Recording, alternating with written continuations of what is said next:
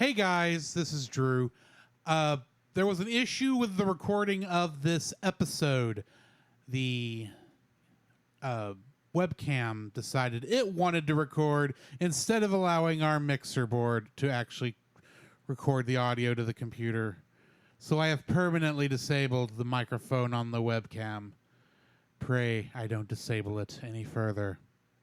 Anyway, guys, thankfully the audio just sounds weird. It doesn't really sound horrible, so I'm going to leave it as is. But yeah, if you're wondering why the audio for this episode, our voices sound weird, that's why.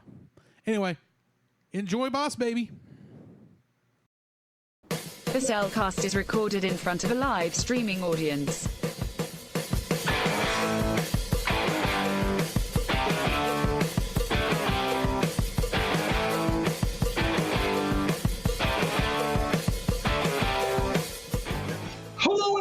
To another episode of The Cellcast.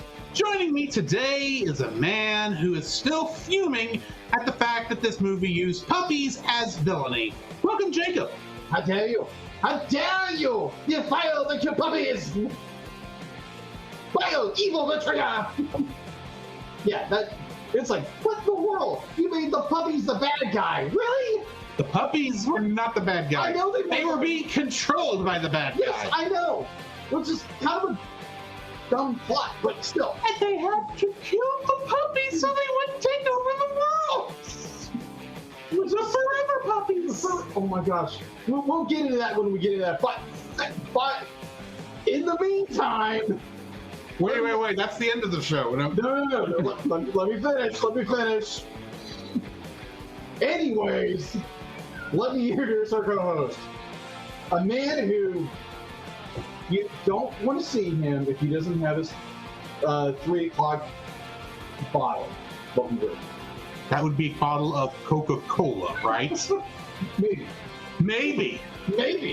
I'll have you know that while I am not lactose intolerant, I'm not a fan of milk. Okay. Unless it's been mixed with sugar and eggs and frozen.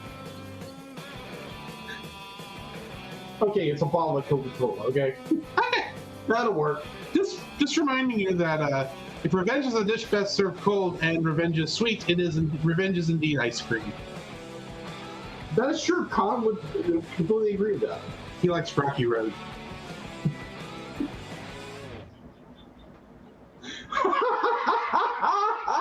Anyway, why don't we jump into this thing, shall we? Yes. Certified fresh and spoiler-free. So, fun fact, this is my 1 3/4 viewing of this film.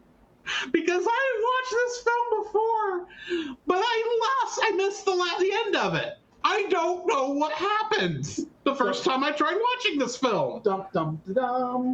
Because literally, they get to puppy go. It didn't tell you anything. No, it doesn't. That we haven't already spoiled. Yeah. But when they get to puppy co, and somewhere around there, I guess I just thought, well, I know how this is going to end, and I shut it off. So yeah, I watched the whole thing this time. Yeah. Good. And I am convinced we were first looking at this and thinking, oh my word, why did he put that on the list? Because this is a Jacob picked film, guys. Is that a bad thing? I was actually thinking of the movie Storks. Yes. Which is bad. It's worse. That's what I keep hearing. I actually own that movie. I'm not going to say it's like bad. It's just like, oh, it's less tolerable than this film. So this was actually got some interesting things. Okay. In my opinion, it's everything. This is one of those movies that has that little thing in there that if I were to come up with a complaint, I could. About how the story was told, about continuity, about anything almost. Someone can easily tell me, but Timothy or Timmy, Tim? It's Tim. It's just Tim.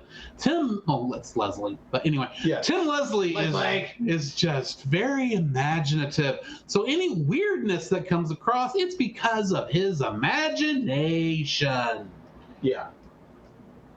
I put air quotes. There's some logistical issues that we will get to in the what we didn't like section, in the dislike section. Yeah. that this does not fix. No. But other than that, the things that does help, actually, I think was yes. rather ingenious. This is not a stupid movie like I thought it was going to be. Okay. Fair. There is some intelligence put behind this, some creativity put behind this. That being said, I am not a fan of baby shows and movies. Okay. I have nothing against babies. Fair. A lot of people I know used to be babies. Mm-hmm. Well, I think we all were at one point. Yes. But I have never been a fan of babies as major characters in a show. Okay. I hated Rugrats when I was a kid. I never watched Rugrats, but I totally understand that. I was not a fan of the Look Who's Talking series of movies, which was about talking. It followed a family that had babies, and the babies were all voiced by actors that their thoughts were. It's like, okay, that's cute, but let's face it, Baby Geniuses is a no-go.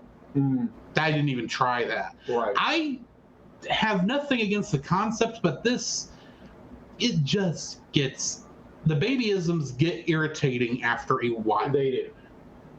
And that's probably the part that doesn't sit well with me. Other than that, it is an interesting film, and I think this is one I'm actually glad we are doing, and I do believe it does not belong in Bad Movie Month. Yeah, I agree. So yeah, that's my thoughts. What are yours? This is the first time I'm watching this film. I actually had to watch it.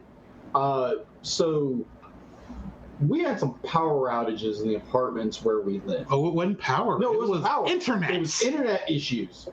It was not connected to the server. So in the middle of my watching the movie for the first time, I'm about 30 minutes away from the conclusion, and our main character, Boss Baby, is in the middle of something, and he just freeze frames in the middle of it. By that point, he was probably going cool, caca. Not quite there. But so yeah, my internet went poof for the rest of the night.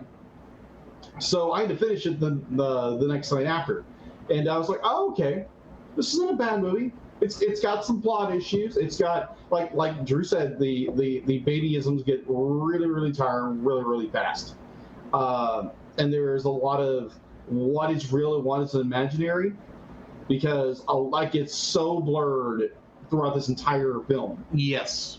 And I think the third act just goes way in proportion, and there's I'll get into those when we get into spoiler section.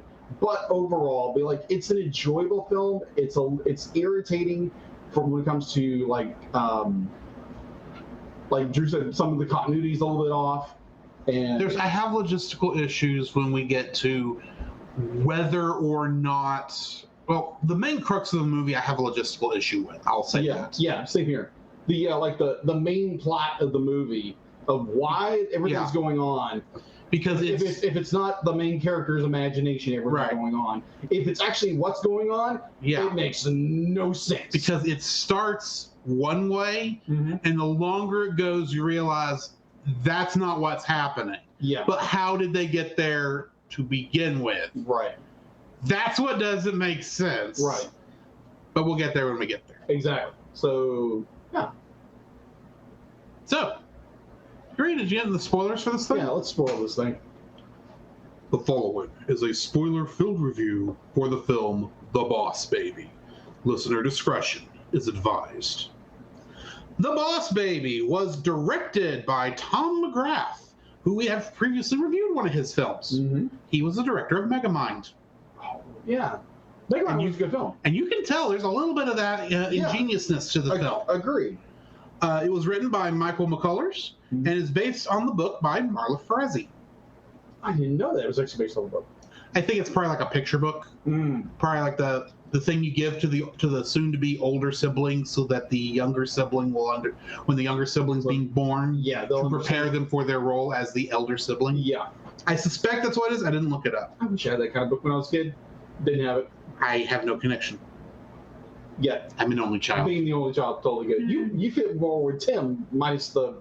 Oh, I knew exactly where Tim was coming from. It's like, I'm the center of the universe. I may not have had 9 Good Night Stories with a special song, but That's absurd. that kid was spoiled. But Spoiled brat. speaking of spoiled brats, Alec Baldwin played Ted Templeton Jr., aka the Boss Baby, Mm-hmm. and surprisingly, I don't know if you've ever noticed this, but Alec Baldwin, as big a name as he is, Mm-hmm. he doesn't ever seem to be in a lot of stuff, No, he's not. which is weird. Yeah, the biggest thing he's been in right now was the whole shooting in a movie he recently did. He got quit of it. Right, I forgot about that. That was him. Yeah. But he has been in a movie we've reviewed, Which one is that? and we'll end up reviewing it again because it was one we did in our first year. Oh. In fact, this was the last film we reviewed under the old template. Really? Yes, he was Captain Gray Edwards in Final Fantasy: The Spirits Within. Oh, I remember that. I forgot that was him until I was I looking did at it. too. Go, oh, that's him. Yeah. The shadow knows. Yeah, that's Wrong shadow, but anyway. I'd be like, no. Is that the right Baldwin? You know, now I'm gonna have to look that up if he was in the shadow. I don't. I could be completely wrong. Probably people in the chat are like, no, you're wrong, Jacob. What's going on? I do not know if he knows what evil lurks in the hearts of men. The shadow knows. I know it's a Baldwin. I just can't remember if it's actually Alec Baldwin. It is Alec Baldwin. Okay. I forgot that. That's an early Alec Baldwin because That he is. is very young in that shot. He is. Anyway, Yeah. so Miles Bakshi was the voice of Tim Templeton, Mm-hmm. and he was actually in Shrek Forever After as one of the ogre babies. Oh, okay. The final good Shrek film. Yes, Am because I I don't right? think the ogre babies were in the third. No, they were being born. So he may have been in it for like a hot second in that one, Yeah. but Maybe. it's a crying ogre baby, but that would be about it. Yeah, and plus, the third Shrek film was not good, Right. and thankfully they kind of saved the franchise with doing the fourth one. And 'Cause the now fourth we're one was getting a fifth one. apparently getting a reboot. Actually, I think. Yes. Nico, we've actually reviewed all 3 Final Fantasy films. We have. So check our archives. Yes. In fact, I will suggest the Final Fantasy VII Advent Children Complete one because Yes. that was like the biggest surprise we ever Yeah. saw. Yes. That was a more because I had the original. I bought it when it first came. And out. I only knew of the original. Yeah, same. I had gone and bought a Blu-ray of Advent Children Mhm. in preparation because it was one I wanted to add back to my library anyway. Yeah. And bought the complete version thinking, this is just going to have more extra special features. Yeah. And it's only a couple dollars more than the regular Blu-ray. Sure, I'll get complete. I turn it back on and go, I watch it and go, wait a minute, this is not what happened. Mm-hmm. This is new. Mm-hmm. Okay, there's a scene I recognize. That's new. Oh my word, they're fixing every problem! I thought I was going to rip this movie apart as much as I like Final Fantasy. Oh, this is actually good again. Okay, cool. Okay. And then Drew called me. It's I like said, which version are you watching? it's like the version of the film. He's like, you're borrowing this. You're borrowing this? This is the version we're reviewing. Trust me. Very true. So yes. Go watch listen to that. the complete version of it. Worth it. Speaking back to our cast list, Yes. Tobey Maguire was the voice of Adult Tim, aka our narrator. Yes. And he, of course, was Spider-Man in Spider-Man, Yeah. in Spider-Man 2, and Spider-Man Venom versus Sandman. Spider. Give me a dream. I'm sorry, that's a bad joke. Yeah. Also, Spider-Man No Way Home. No Way Home, which is a good movie. Oh, yes. Steve Buscemi was the voice of Francis. I didn't realize it was him. I was like, when I saw that, I was like, oh my gosh, now I hear it. He was also in a movie we have reviewed, except this one was last year. Last Halloween, I'll be honest. That would be Hotel Transylvania? No, well, he is in Hotel Transylvania. Ah. So yeah, technically we reviewed 4 of his films. Okay. What's the other one? Because we reviewed Hotel Transylvania 1, 2, and 3, because he was Wayne. Mm-hmm. But Have we done 3 already? We have done 3. We have not done the 4th. Oh, okay. But he was also in Monster House as Nevercracker, not the villain, but the cranky old man who owned the Monster House. Yeah, that's right. Yeah, because Steve Buscemi's voice is so distinct with everything he does. He doesn't do voices. He has one voice, and that's the voice everybody wants. It's his voice. Yeah. Jimmy Kimmel was the voice of Dad. You know what? Like, I read that and I was like, no way on earth he's Dad. But yeah, I can hear it. And he played a role in Teen Titans Go to the movies. That's a film we're gonna have to watch at some point. Do you know who he played? No. I'm Batman. No. Jimmy Kimmel played Batman. He voiced that. He's a voice of Batman. Okay. That's disturbing. Very. Just imagine Jimmy Kimmel going, I am vengeance. I am the night. I am Jimmy Kimmel. Kevin Conroy, you are not. No. I am not Kevin Conroy either. I know that. Although that was a pretty good Kevin Conroy. That was a pretty good Kevin Conroy. I didn't know I could. Mr. Conroy. I did not know I could do Kevin Conroy's Batman until just now. Yeah. Just now. Also, we got Lisa Kudrow playing Mom. And Smelly cat. That is who she played in Friends. Phoebe Buffay, I assume is how you say her name. Yeah, Phoebe Buffay. And a show I have not watched. What? I didn't grow up watching Friends. Wow. We did not watch that in my house. Yeah, that was a show we watched, like, I wouldn't say religiously, but when it came on, back in the day when TV shows came on, it wasn't on streaming. You just waited until it came on the certain night, and you made a night of it to watch it. Well, y'all did. I didn't. Yeah, we did. So, Kingdom Hearts connections. Ooh. Yes. This is a 2017 film, right? Yes. Okay. By this time, there were 9 games in Kingdom Hearts released. Oh, okay. I would go with the number I would choose is probably, let's hit high 6. Close. Go up. 8. Yes. Okay. It is 8. Starting with Vivian Yee, who played Stacy in this, which I'd never figured out which one was Stacy. Oh, wait, that was the little Asian girl. Yeah. The Asian baby. I remember that now. That's Stacy. She was additional voices in Kingdom Hearts. Okay. Chris Sanders, who had a special thanks credit in this. Really? Yes. Did you just say who I think you just said? Yeah, you already know who he played in Kingdom Hearts. Yes. He's sitting in front of you. Yes.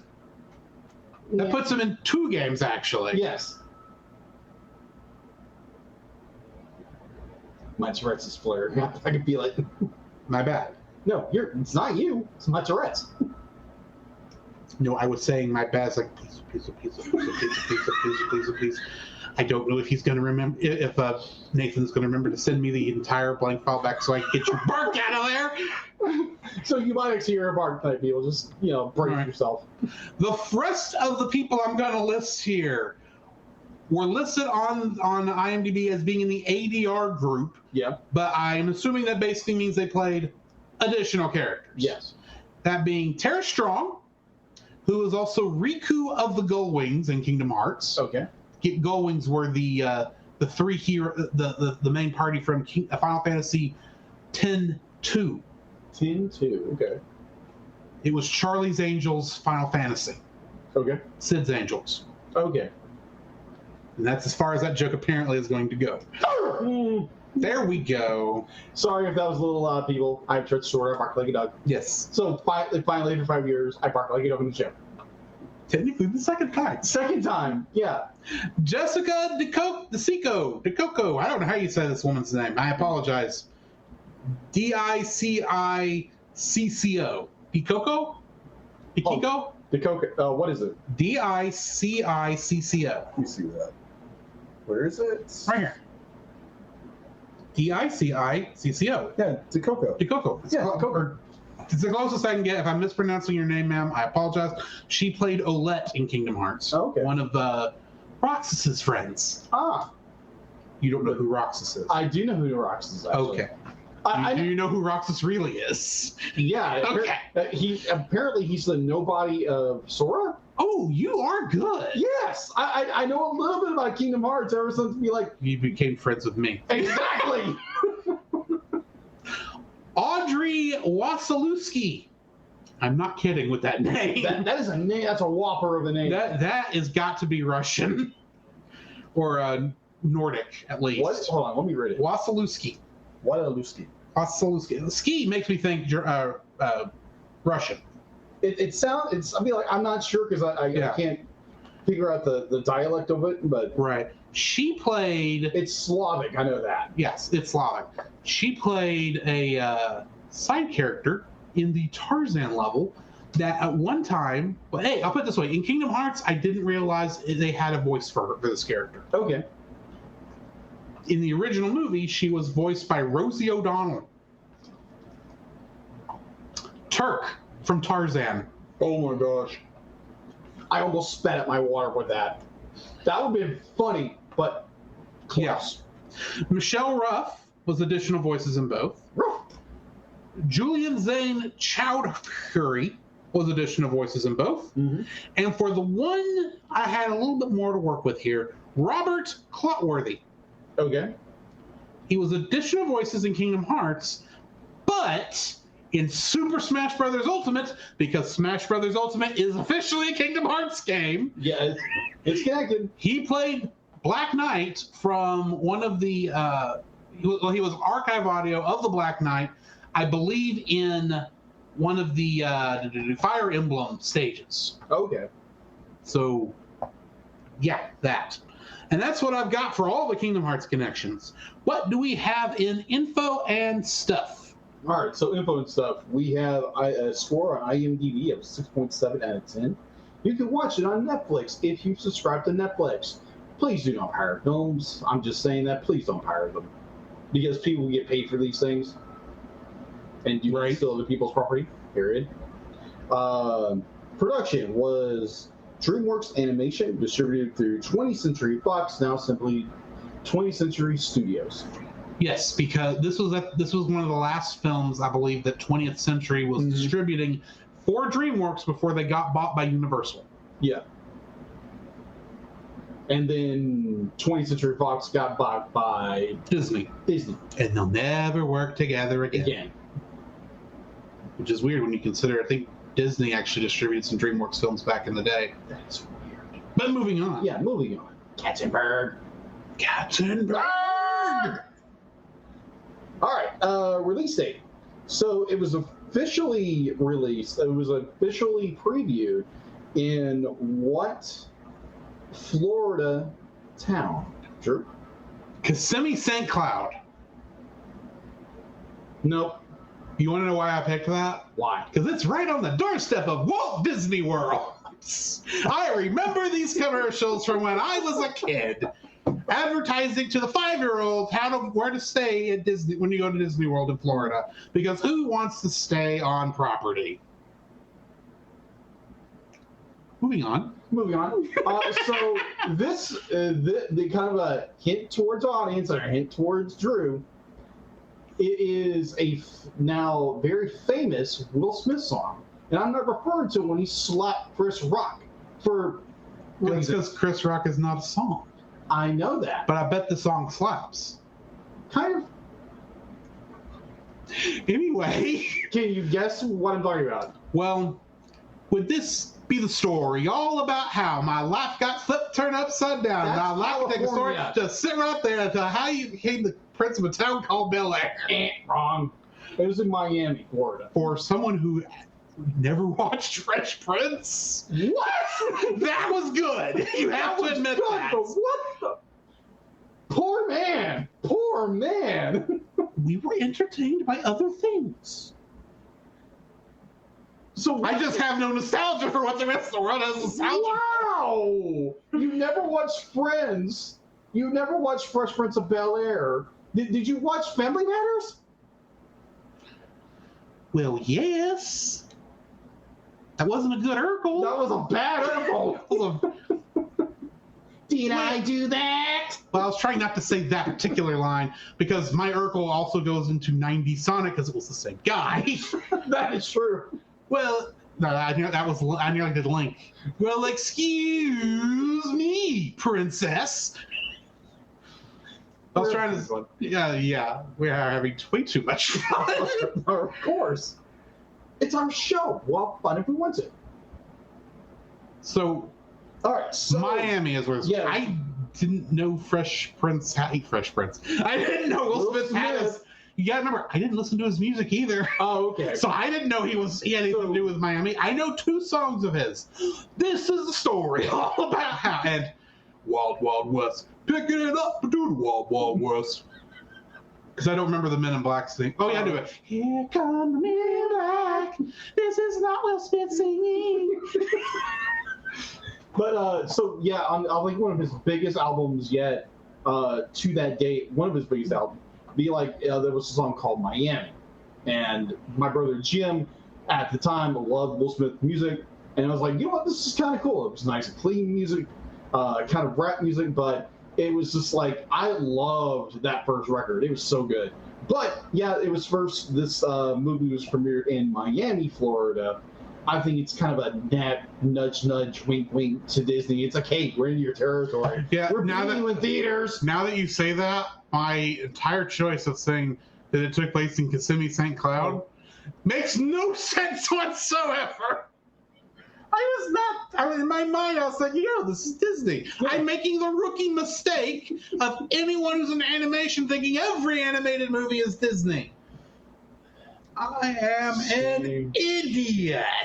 But let's move on. A goober, not an idiot, a goober. Well, I'm a goofy goober, yeah. You're a goofy goober, yeah. We're all goofy goobers, yeah. He doesn't know what I'm quoting. No, I don't. It's because you've not watched the SpongeBob movie. No, because I don't want to watch the SpongeBob movie. But eventually we will have to watch that movie. Oh, frack. Snarf, snarf. The question is, will I remember it when it comes time to actually make that part of the schedule? Oh my gosh. But yes, so it debuted in Miami, Florida on May 12th, 2017, and the United States as a whole on March 31st, 2017. A box office at an estimated budget of $125 million. Its opening weekend for the United States and Canada was $50.1 million on April 2nd of the same year. Its U.S. gross in Canada was $175 million, and its global gross was $527.9 million. So, like, it didn't do well domestically.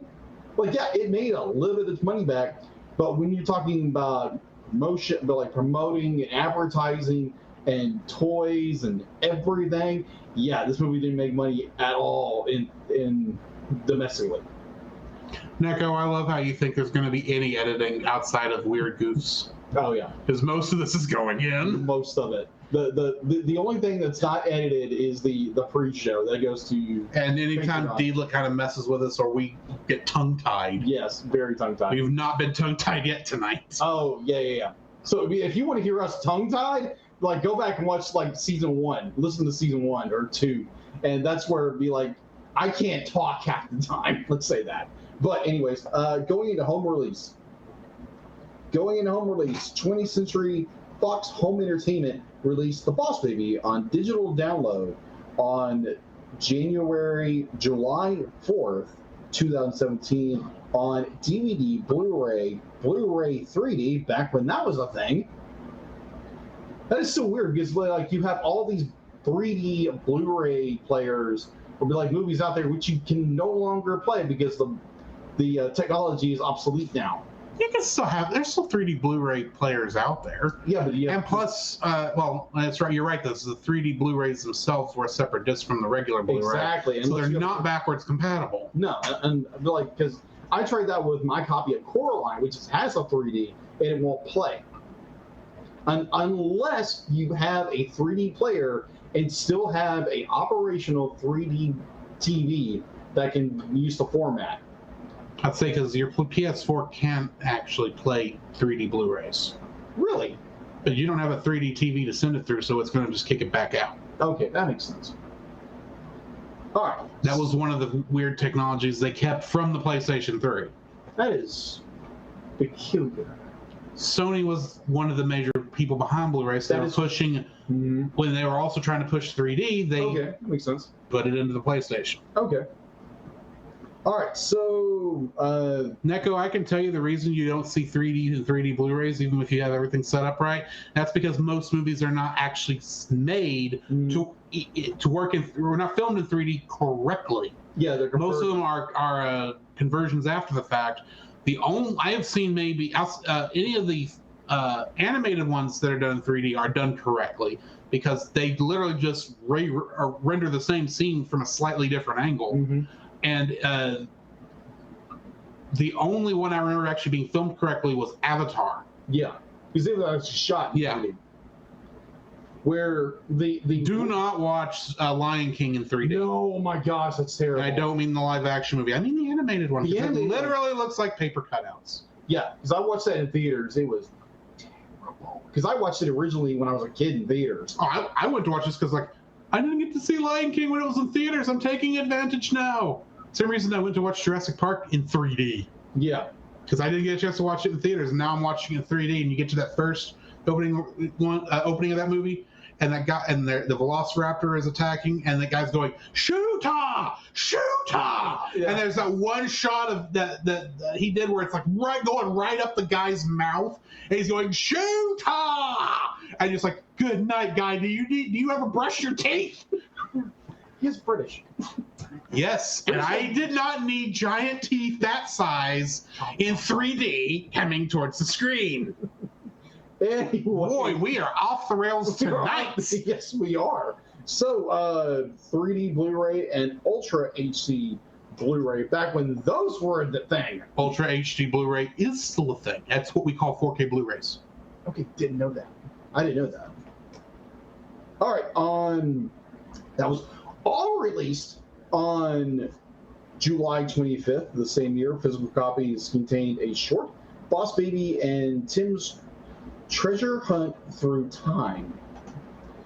From February 27th to May 2019, the film was available on Netflix, which it still is available on Netflix here in 2023. And I just finished my sentence. And the return to the platform 4 years later in this year of our Lord in 2023. So sequels, obviously this thing has sequels, a lot of them. There's a sequel movie, and there's a sequel TV series. Yes, this is DreamWorks. They franchise everything. Yes, kind of like what's the other one I'm thinking of that franchise everything? Sound Illumination. No, Sony does a lot of that. Sony does. Wow, I feel terrible as a Disney does that sometimes. Disney does it, but not to the extent. Like And Pixar almost never does. no, but I'm The Blue Sky? Blue Sky could barely do that. I'm thinking of how you're treating your dragon. That's DreamWorks. Okay, it is DreamWorks. Okay, never mind. It is DreamWorks. Never mind. DreamWorks sequels the death of their films. So that's the thing you have to remember. DreamWorks has two kinds of films. Mm-hmm. The kid-friendly stuff Mm-hmm. and the adult stuff that is so kid-friendly. Yeah. The kid-friendly stuff I refer to is stuff like this. Yeah. Like Boss Baby and Madagascar and Monsters vs. Aliens, I think, would count as that. Yeah. The stuff that's obviously made for a older audience, but the kids can go watch it too, are things like Megamind and Shrek and How to Train Your Dragon and Kung Fu Panda. Yeah. They feel like different studios, In a way, but they're not. they're just. I don't know which one DreamWorks Trolls fits under. Because we're getting I think what is a third one? There's a third one coming. There's a third one coming.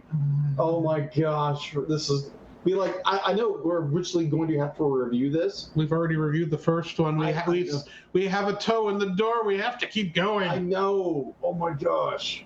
We still have to review the second one. I know this. We still haven't finished Dragons. How to Train Your Dragon. No, and Dragons is so much better. We get into the third one. The third one's, oh my gosh, just epicness. I'm looking forward to Kung Fu Panda 2 because that movie is so good. That's what I keep hearing. Anyways, so we get into a sequel, The Boss Baby Family Business. This movie was, was announced on March 20th. It was the same year, 2027. 2017? 2017. No, it's in the future now for some reason. Well, COVID did a lot of crazy things. That is true, but it was in Universal Pictures and DreamWorks Animation announced a sequel, which will released in July 2nd, 2021, with Alec Baldwin reprising his role as Boss Baby. So wasn't it supposed to come out in 2020 originally? Not that I can tell. I thought this was one of the ones that got pushed back, but maybe it was just in production. I think it was. That would make sense because Trolls came out during 2020. Yeah, that's when it was supposed to happen. Okay, sorry. Yeah, I can't talk to him. Yeah, that one got the weird one. Be like, oh yeah, it's in theaters when everything else can't be in theaters, which is weird. But yeah, we're still gonna have to watch Trolls 2. No, World Tour. War Tour. Yeah. War of the Rock.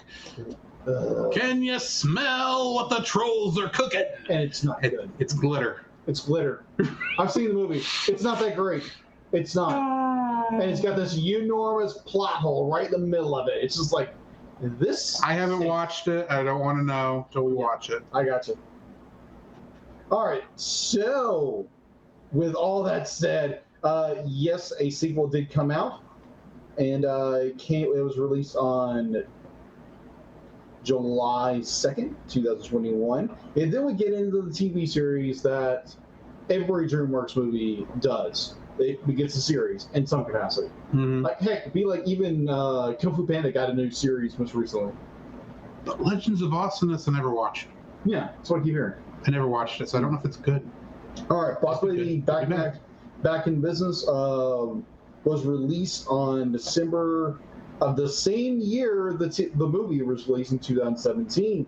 Both Netflix and DreamWorks Animation announced the based on the film, The Boss Baby Back to Business was released in 2018, so it was released a year later. And I don't know if they're going to do a sequel. This is DreamWorks. They do sequel death everything. Well, neither one of us have seen Boss Baby 2. No. So neither one of us knows how that one ends. No. But I'll be honest, I didn't know there was a sequel coming at the end of this one. No, me either. Nothing acted like it until, oh yeah, there is a sequel. Yeah. So for those who have watched the sequel, comment down below wherever you're listening to or watching this and let us know what you think. We'll try to keep an eye out for it. We'll try to keep an eye out for it. All right. So that is all I have for an info stuff. All right, getting into the summary. Tim Templeton, an imaginative 7-year-old boy, is shocked when a new baby brother arrives. Boss Baby, who wears a suit and tie, behaves normally around the adults, but Tim sees Baby talking and acting like an adult whenever his parents are not looking. One day, Baby holds a staff meeting with the other infants under the guise of a neighborhood playdate. Tim attempts to record them with a cassette tape, but he is spotted and pursued by Baby and his cronies, resulting in the tape being destroyed. Tim is grounded until he learns to get along with Baby. Later, Baby reveals the truth as to why he's in the house and where he comes from. He and Tim start a special pacifier that allows them to see Baby Corp, where babies come from. Most babies go to families, but those unresponsive to tickling are sent to management, where they are given special baby formula that allows them to think and behave as adults while remaining young forever. Baby also explains that he's on a special mission to discover why the world's love of babies is being threatened lately by the love of puppies, and came to the Templetons as Tim's parents work for Puppy Co. Once his mission is done, he will leave. However, the boys overhear Baby's boss threatening to fire him if he fails, as that would mean Baby would have to stay with the Templetons and grow up. Tim and Baby agree to work together to prevent this from happening.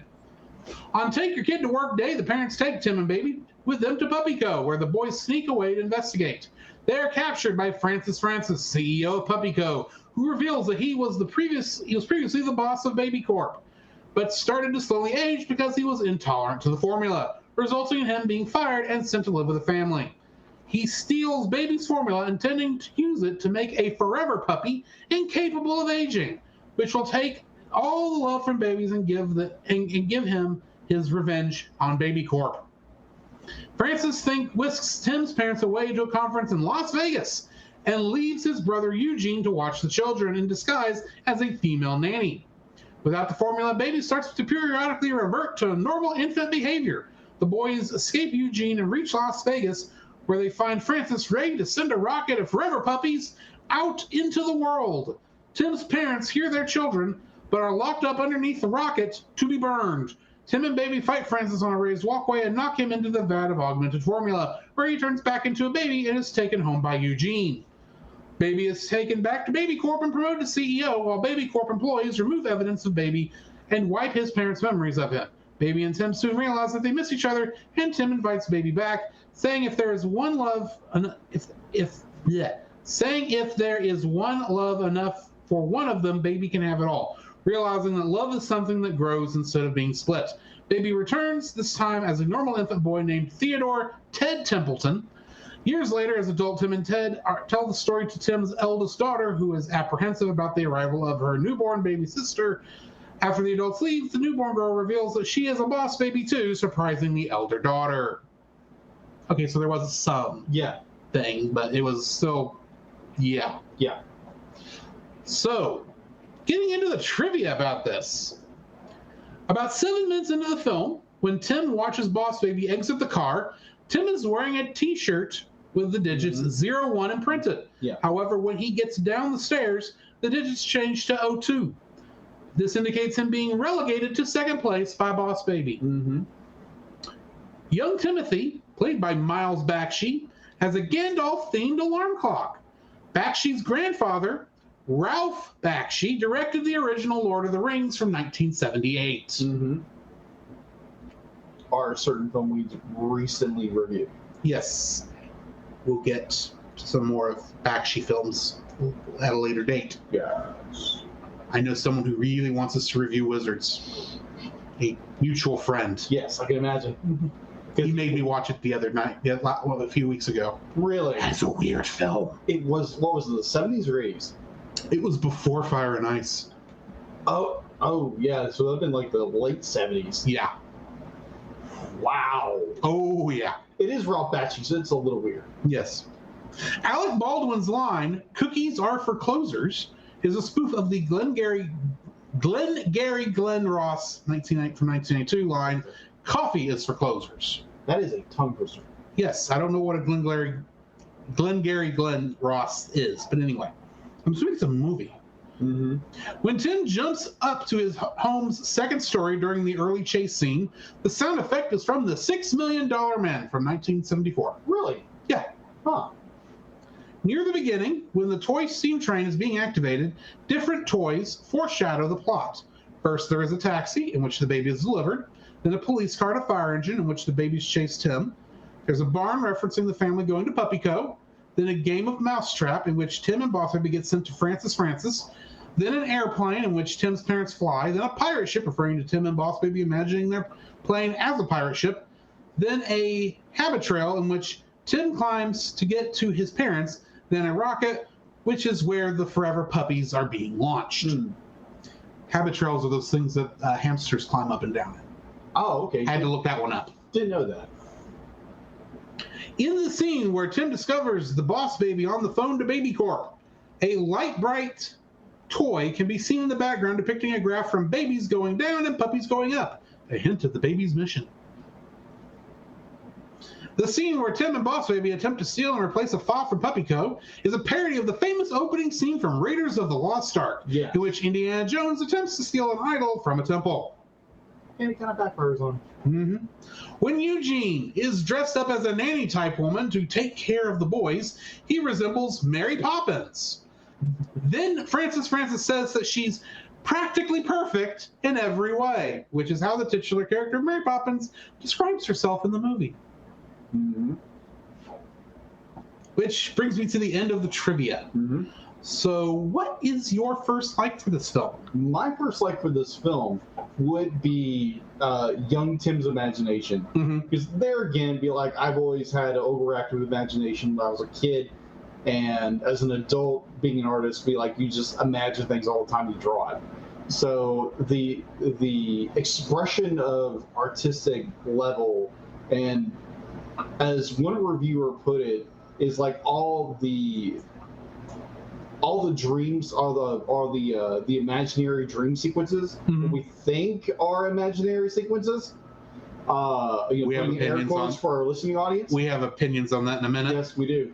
Are done so well. It's kind of a throwback to the 50s, 60s kind of style of like commercialism and or advertising, whatever. It's done incredibly well. It's almost like a different art style, a different level of animation they use in those sequences. They're done incredibly well. And I'll be like, there again, be like, and when we get towards the end of this movie, it's like everything goes in the like hyperdrive imagination. You don't know what's real, you don't know what's yeah. And like, yeah, I can't talk to them. It's so weird.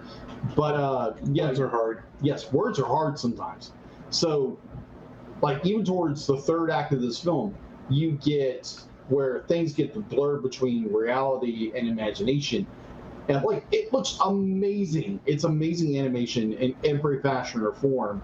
And so yeah, just the dream sequences, the overactive imagination of young Tim's world and how he views everything. And yeah, we'll get into that a little bit later in our dislikes in some like capacity. But yeah, Tim's imagination throughout this entire film is just like, whoa, this is fun. My first like for this film is actually the same thing. I'm going to jump off of yours. Okay. It is the imaginative art style more than anything else. Yeah. It's not just the fact that he's got an overactive imagination and he jumps in and out of it, Yeah. even though I like that because it just makes me think back to Calvin and Hobbes, my favorite comic strip Of course. of all time. So I appreciate that being in here and them and the way it goes back and forth. It's like sometimes you don't know if you're in the real world or in the imagination. Yeah, I agree. It goes back and forth. It does. And there's times when it's obvious you're in imagination. Mhm. But sometimes when you're in the real world, quote unquote, you're looking at it going, are we? Because some of this is a little more fantastic than it seems like it should be for this setting. Mhm. But it's hard to tell just the way it's set up. And I appreciate that. I said before the show, a lot of the issues I could easily lobby at this Mhm. are immediately like rationalized away in my own mind as that's his imagination. Yeah. All the weird continuity glitches, that's his imagination switching gears because this is being told from a child's perspective and it's being told from an adult telling this story to another child. Yeah. So there's going to be glitches Oh yeah. and these are actually done in a way that's not really detrimental to the story. Right. And they're forgivable and it's mostly like weird quirks. Mhm. And I appreciate that. My first thought is the imagination of Tim and how it affects the story as a whole. Yeah. My second like would be the relationship between Boss Baby and young Tim. Because you have these two people that are obviously, they don't like each other at first. They are so polar opposites because Tim is 7, remember correctly, he's 7. Yep. He's 7 years old. This baby shows up out of nowhere. You know, obviously, mom's pregnant, and all of a sudden, car shows up. Be like, baby shows up in suit. It's like, what in the world's going on? And it's Tim's be like, I'm being neglected. My parents don't love me, whatever. Which I think could be a real thing. But there again, my younger brother was born like a little after a year after I was born, so I really didn't catch any of that. He was just there. Mm-hmm. But yeah, it's this idea that these two characters, they do not get along at first, and they kind of mutually agree to work with each other. They become frenemies for a time, and then overall, throughout the course of the movie, the progression of the film, like these two characters actually start to become brothers, and like there's the camaraderie they have, what their mission went from, oh, we've got to do this, to where they're in tandem with everything. They're partners in crime. They're brothers. And I found towards the end of the film, it was so sweet, where you had Boss Baby was converting back into his natural state of a baby. Mm-hmm. And I found where Tim was like, calling his brother and trying to make him feel better. Definitely towards the climax of the film, where the rocket is about to get off and Boss Baby is converted into his baby form, and Tim is being like the best big brother to his little brother, and it was so sweet. And then you get the end, like they both get what they want, but they really don't want that. They realize that they do love each other as brothers. They want to be around each other. They want to grow up with each other. And I found it very touching, where Boss Baby, he gets what he wants, but it's not really what he wants. And this idea of family and being part of a group, a family, and what drives him to give up everything in order to be back with Tim and his parents. And I love that, where it was touching. It was a touching moment where Boss Baby kind of just gave up everything he wanted, everything he's ever dreamed of, to become the boss. And he gives it up because he has learned that family matters, and he knows what it means to have a family, and he wants that. And so, I found that very touching, very moving. And it's like, it'd be like if you do more of a parallel with the Christian worldview, mm-hmm. is be like you take that, the idea of community, you look at each other, be like, if you are a born again Christian, and be like, I know a lot of people, some people it's more like, it's like, well, I don't need church. Be like, I can just, read my Bible and do whatever. But if you're in a church, you're in a community, you're in a group of people that you can build each other up, and you can learn to grow with each other. Because Drew is a brother of mine, like in Christ. Right. And he's kind of like an adopted brother in a lot of ways, because we worked together for so long. And it's cool that we can go together and talk about stuff. And we've had so many conversations in back parking lots about everything. It's so great. Even when it's 85 degrees 85 outside, degrees and almost 10 o'clock at night, 11 o'clock. Standing on a black top that has been absorbing the sun all day. Yeah, that was fun. But it's like being at Six Flags without the screaming.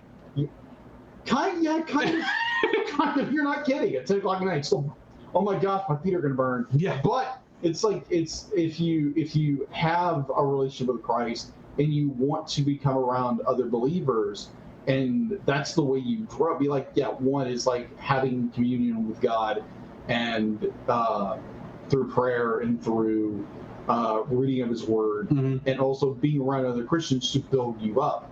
And those who are, be like, hey, you're slipping. Hey, let's get back into I'm going to help you get back to where you need to be. And I think it's what the world doesn't really realize about Christianity is it's about the church, the union, or the universal church. So it's got that mindset to be like, you have family. You have family that be like maybe if you don't really have your own biological family, maybe your own family abandoned you, but your church family is going to be there for you if they have a true grounding in Christ, His resurrection, His death, and what He did for us, and to be there for us whenever never leave us or forsake us, and just to be with us when our hard times, and our brothers and sisters in Christ are going to be there for us. And it's touching. It's touching, definitely, as a Christian. And you see that, and it's like, yep. And definitely for someone who has younger brothers, I don't be like, I have a bad tendency of not talking to people. It's not a be like, I don't want to talk to people. It's more, it's out of sight, out of mind. I just don't think about it. But it kind of made me think. It's like I really need to call my younger brothers and be like checking how they're doing, parents a little bit. But yeah, that was my second. I know it was long-winded, but yeah, family. I love that aspect of it. It was really cool. These two kids who came together, didn't like each other, came together to solve a problem that ultimately wanted, becoming, true brothers. So yeah, that's my second like. My second like is the scene where they're infiltrating Puppy Co. Oh, boy. And Boss Baby is having to pretend to be a puppy. Oh gosh, because he can't, no matter what he does. Especially like that part where he's going out, he's passing the guard, the other puppies are yipping after him, and he just turns and goes, bark, and just keeps walking. That made me laugh so hard. Oh, that was good. It was like because it was funny to watch. Yeah. I can't say it's a particularly brilliant scene, Right. But because a lot of that is just like okay, but it's like. But watching them trying to get through that, I was like, oh my word, this is not going to go as well as you think it is. Right. And by this point, I'm already aware who Francis has to be because there's only one person it could be. Yeah. They just talked about Big Fat Baby or whatever his name was. So, yeah, infiltrating Puppy Co. is my second like. I got you. What's your third? My third like would actually be the use of camera. Okay. Use of camera throughout this it'd be like when Tim realizes something's going on. Be like he uses a Dutch angle. For any of those who don't know what a Dutch angle is, it's a French form of camera operation. Or be like either you're shooting a camera or using It's if you've ever watched the 1966 Batman series, when they're showing the villains in their lair, that part. Yeah. If you ever watched the original Thor, all those times when the camera is at an angle, that's a Dutch angle. Yeah, that's a Dutch angle. I love Dutch angles. So be like the use of camera where they use flyovers and everything. It's not be like just standard run-of-the-mill kind of use of camera, use of angle. They're using every angle possible to illustrate what they want to do in the film, and I enjoy that for what it's used for. And it's like more Dutch angles. My third it's I think you already said it already, but Okay. It's the ending of the film. Okay. At the end of this film, the Boss Baby and Tim have gotten both what they wanted, and they both realize, yes, this is what I wanted, but it's not what I want anymore. Yeah. And Tim sends that letter. How he knew where to send it, I don't know, but whatever. I'm not going to fight that one. So Tim sends that letter, and that's what gets Ted, as we'll learn, to give up his corner office and do everything he can to make sure he goes to a family. Now, how he got to a specific family, I don't know. That was a little odd. I don't know what happened. I don't know how there's.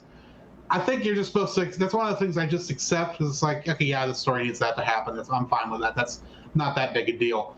But that whole thing where they both come to realize they miss each other, despite the fact how much they hated each other in the beginning. Oh yeah. I thought that was beautiful. Yeah. Oh, I agree. I completely agree. And that's my third like. Yeah. But But I have a big dislike I need to get off my chest. Okay. Going dislikes. What's your first? My first dislike. Is this story actually happening, or is Tim's imagination? Because it starts off being Tim's imagination. But halfway through the film, you realize most of this can't be his imagination. It has to be happening. Yeah. He is dealing with Baby Co. and the Baby Corp and Puppy Co. And this baby is actually there talking like a human and somehow turns the neighborhood kids that way too. Don't know how that works. But all of this is going on, and I'm sitting here going, now wait a minute. This started off as being obviously part of Tim's imagination and how he just kind of sort of remembers his baby brother getting there. And the whole thing with the Boss Baby is actually a rather brilliant idea of the baby comes in, automatically it's the boss of the family because it requires so much attention that Tim is feeling neglected. Yeah. That's brilliant. That's a very smart way to go about that. But the longer it goes, really, honestly, about the time that he is trying to listen in on the baby meeting, which is kind of a weird part because it's like that's where the entire story changes. Isn't that me? Is that meeting? It does shift. Yeah. It goes from being this might be how he imagines all this happening, like all the other imagination stuff we had seen up to that point, but except, oh, this is somehow real. The parents, the adults don't see it because, of course, the adults don't see it. That's the shtick of this entire genre, and of course they get grounded to where Tim gets grounded until he can get along with the baby. Yeah. Here's a question. Yeah, which that was a weird turn. How old is Boss Baby? Well, I mean, I don't mean how old is the character while we've been up in Baby Corp. Don't mean how long he's been working for Baby Corp. I mean in relation to when he arrived in the taxi. Yeah. To baby meeting, because there's obviously some time there. Yeah. How much time passed? How much from the parents' point? How old from the parents' point of view is Boss Baby? A couple of days old. Couple of days old. Yeah. Maybe 2, 3. And I'm willing to bet that the triplets, Stacy and whatever the big one's name was, whose name I can't remember, Ned? Ned. I think it was Ned. It's Ned. They all appear to be around the same age, and since they are still intelligent, I'm guessing that they are, for lack of a better term, the away team being sent from Baby Corp to do all this, to work as a team in order to find out where Puppy Co is. So they all were born within the last couple days, and they're already having a play date. I've heard of play dates like at a really young age. At 5 days? Not really. I'm sorry, that baby's not going to be wanting to move around. Now, granted, suspension of disbelief. Yeah. You're not supposed to be thinking about that this hard. But at the same time, I'm sitting there going, how much time has passed? Because it's not obvious, especially as quickly. And granted, there's things like he walks up to the door and they turn, and the parents turn around. It's like, look, it's your baby brother. And it's like, no, I can It's actually just like a year old. He's acting a year old in terms of the way his character model is developed, and the way he acts when he's pretending to be a baby, and when he is actually reverting to baby status. Yeah. At that point, I can see, okay, yeah, there might have been some play dates with the babies playing around. Yeah. And the adults wouldn't have left the room, but Exactly. I could see this happening. But that's not what we're seeing. We're seeing it at 5 days. Yeah. And I know I'm being pedantic. Yeah. I know this. And I know some of this, I want to rationalize away with this is Tim's imagination, how he's seeing his relegation to not being the special one anymore. Yes. I understand that. My problem is it's not consistent throughout the film. That's in the time frame. I'm not expecting him to be an adult by the end of this. I mean, he is an adult by the end of this because there's a time jump. But I'm not expecting him to be. I don't know. It's just there's this big, huge. There's a lot that you're supposed to suspend your disbelief for, and in order for me to suspend my disbelief, things have to follow a set of rules established by the movie. This early on, the movie sets rules that if you see something strange and odd and not consistent with a comedic version of what a house looks like when a new baby is born, you are seeing Tim's imagination. Yeah. Granted, I can see Tim's parents coming home in a taxi and then walking through the door and saying, "Look, Tim, look who's here. It's your brother." Yeah. I could see him running down to meet his parents. And I can see how his imagination, especially looking back on it, would make it think like, this is the baby arrived this way, and he's of course dressed in a suit because he's the boss baby. He's the boss. And they even make the jokes like, well, he carries around a briefcase. It's like, well, you still carried around Lamb. Poor Lamb. Yeah. Poor Lamb. Okay, at least you see Lamb is intact towards the end of the film. Yes, but she was goth for a while. Yeah. Goth Lamb. She had a nose ring, an eyebrow ring.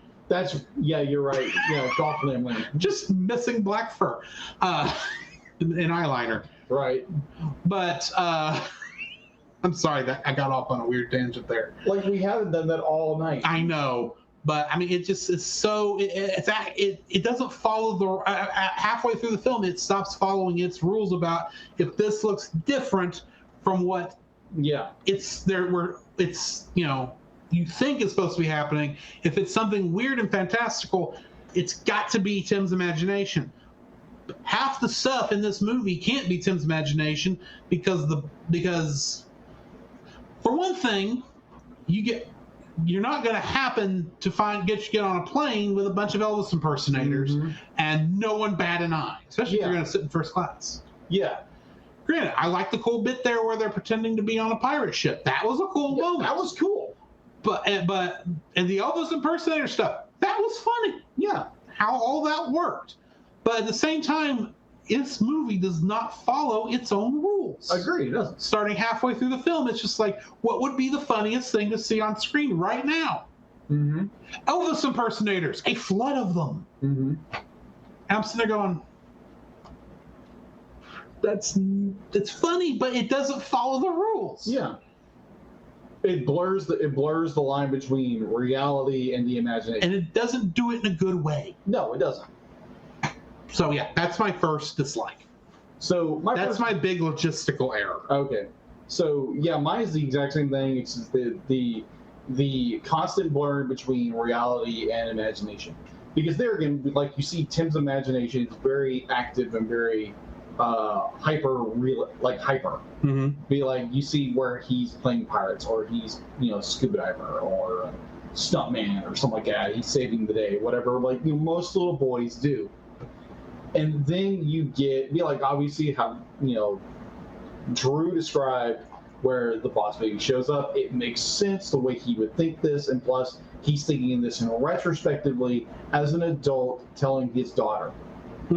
So you get what's going on because it's from Tim's imagination, but then everything just begins to blur. Towards the middle of the second arc, the second arc. Am I saying that right? Second arc? Yeah, second arc is a good use for it. Second arc and the third arc of the film, where those two things, the reality and imagination, blur completely to where you don't know what's real and what's reality. You have the point where they go to Puppy Co. Some of that's okay, we get it, but then you get into oh, we're going to go fly here. Like Drew said, yeah, it's great. It's a funny little gag. But then everything is just blurred. You don't know what's real, what's reality. Or what's imagination, what's reality. And just the entire third act is what in the world is going on? Because I'm thinking it's like, oh, this has to be Tim's imagination. But no, they're actually doing it. Yeah. And it's just it was so baffling at the end of this movie. It was what? It'd be what am I watching now? Because it has this like Drew said, we get this amazing setup of what okay, when you see something fantastical, it's Tim's imagination. But by the end of the film, everything's overactive imagination. And it was just so baffling. It was so confusing in some ways. It was what in the world is happening here? So yeah, it's the severe blur between reality and imagination.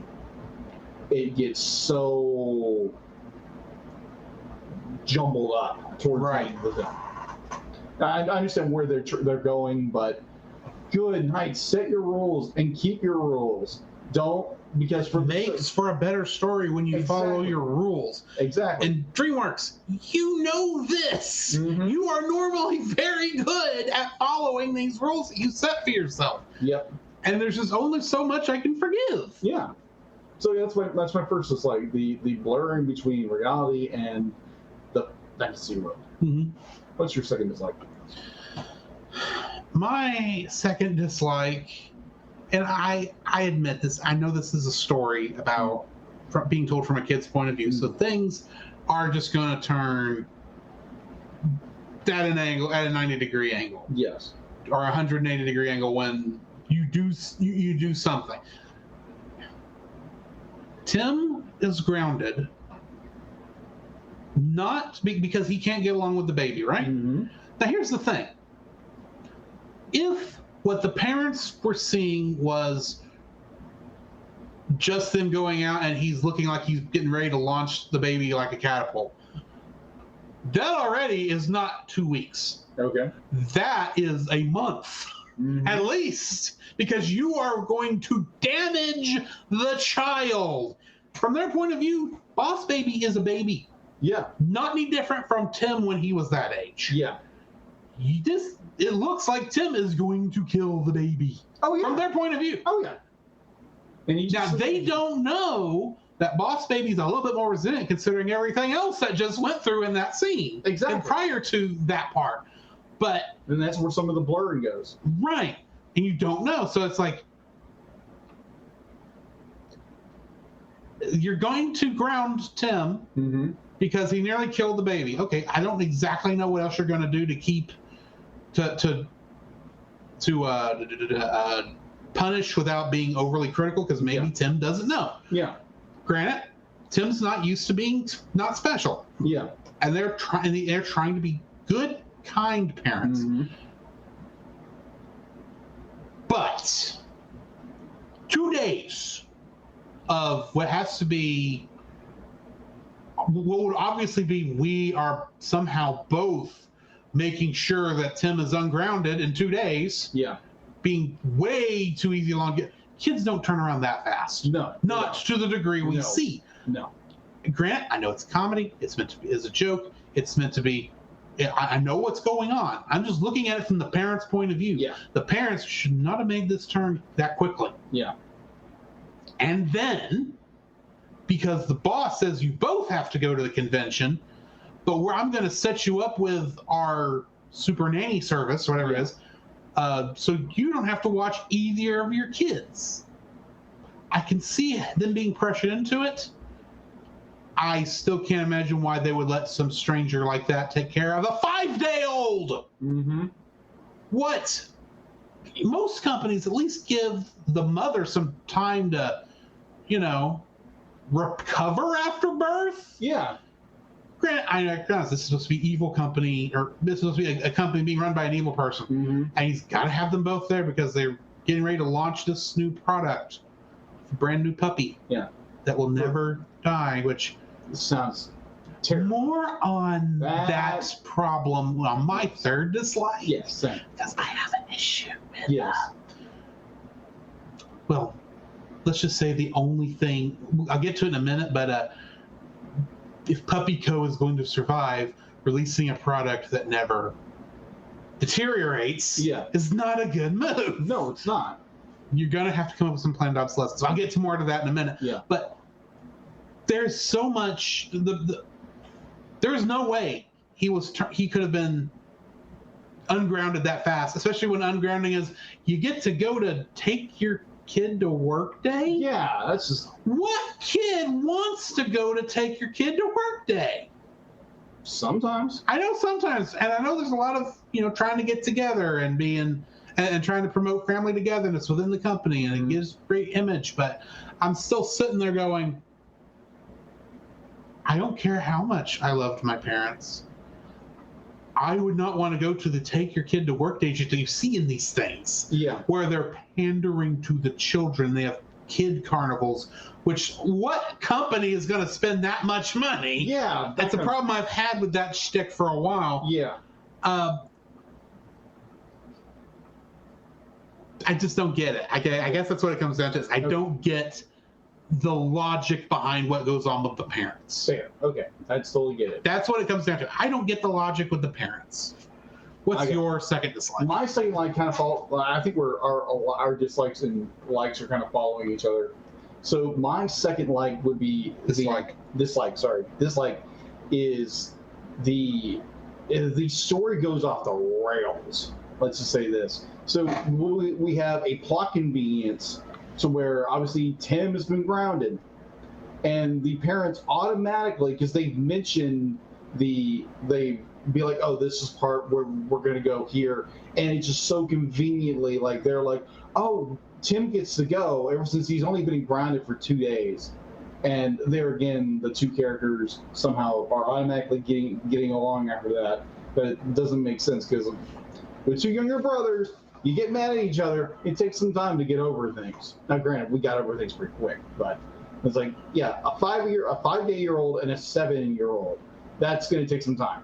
Mhm. But overall, be like you get this plot contrivance of, oh yeah, take your kids to work today, kind of ordeal, and it's just like, okay, that's just too convenient. That's way too convenient for a story. And Tim be like, if Tim would have like made up for something, and they kind of the boss baby and Tim kind of work together to kind of make that work, but then it's plot convenience, and then it's there's so much of the movie, the plot kind of just it serves up what they want for the what to happen, instead of let's build into that and let's make it creative, let's make it inventive to make the story move along faster or make at a good beat. They just literally they'll be like, oh, plot convenience, there you go. And it was so annoying, and it's just like, and I'll get into my dislike, my third dislike in a minute, but oh my gosh, the third act of this movie is so ridiculous. It's just like plot convenience over and over and over again until your teeth are hurting. It's like, really? Be like, they get on a plane with no ticket, they mug somebody to get their ticket, and they get in first class, and like, I understand it's all for gags, it's all for funny, but there again, be like, don't play dumb to your audience. Be like, kids are smart, so do something that's a little more creative. And like, the third act of this movie is so wacky. I mean, like, it literally turns a decent story to a good story to kind of like, what the heck are we doing now? Mm-hmm. And then I'll get into my third final dislike in a minute. I guarantee Drew's going to step on it, and then I'm going to step right back on it. Drew? So, we live in an age where we have to replace devices regularly. Yes. We all have cell phones that we know we're probably going to have to throw away in 5 years and buy a new one because it's just not going to work anymore. Yeah, exactly. We all drive, well, I say we all drive. A lot of us drive cars that are good for maybe 10 years, if you're lucky. Yeah. A lot of us are used to buying a new television on a regular basis. Mm-hmm. I play video games, so I'm used to buying consoles on a regular basis.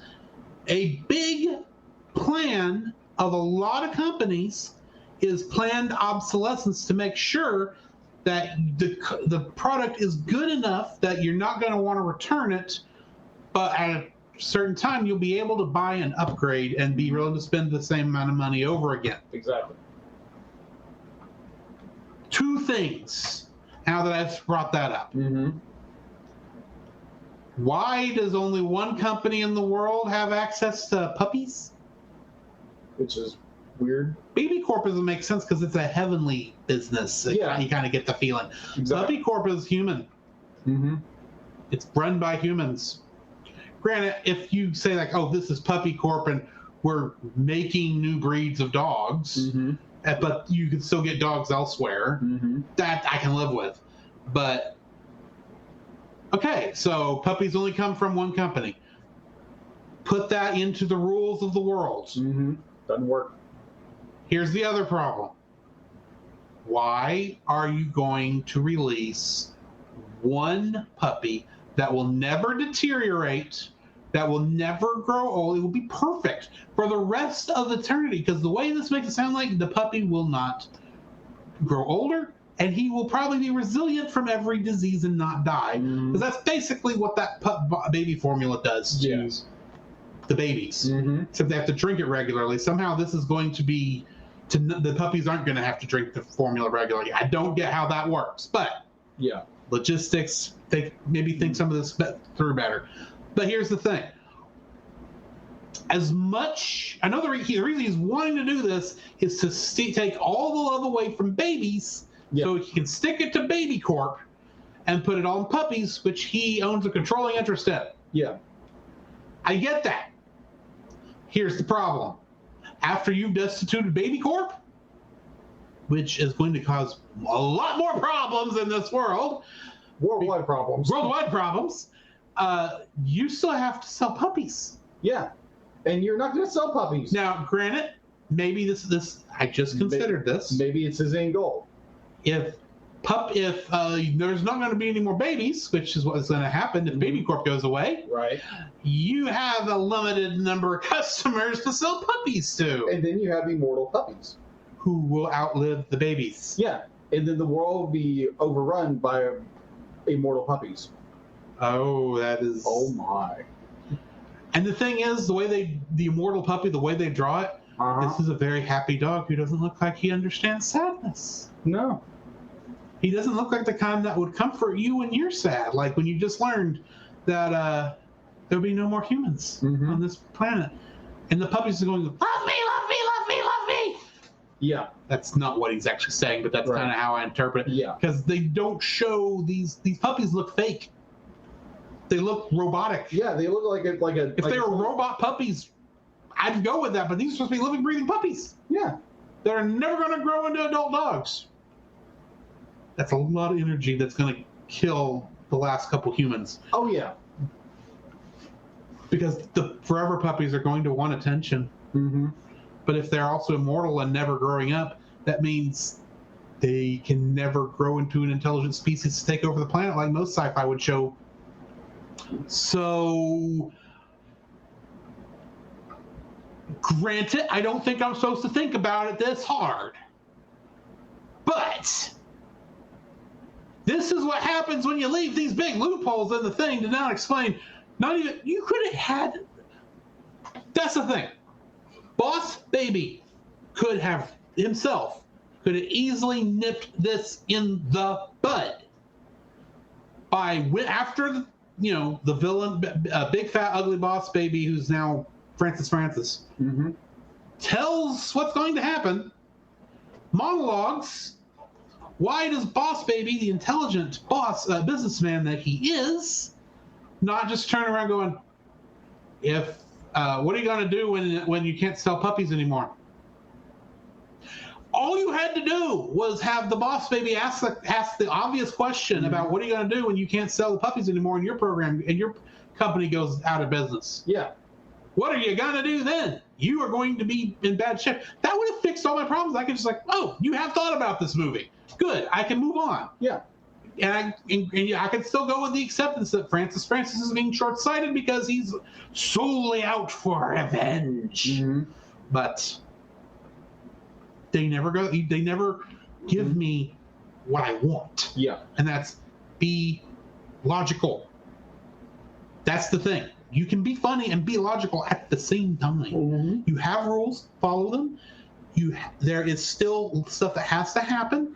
You don't ignore it, and don't ever do that sort of thing where it's like, surely no one will notice this. You forget that there are people on the internet like us two boneheads who review this stuff. You can't just assume, only kids are going to watch it. No, their parents are going to also, and it should be enjoyable for them as well. Exactly. Be thinking, try cover as many bases as you can, and if for some reason it makes sense to not come right out and explain it, make it easy to infer. That's all I ask.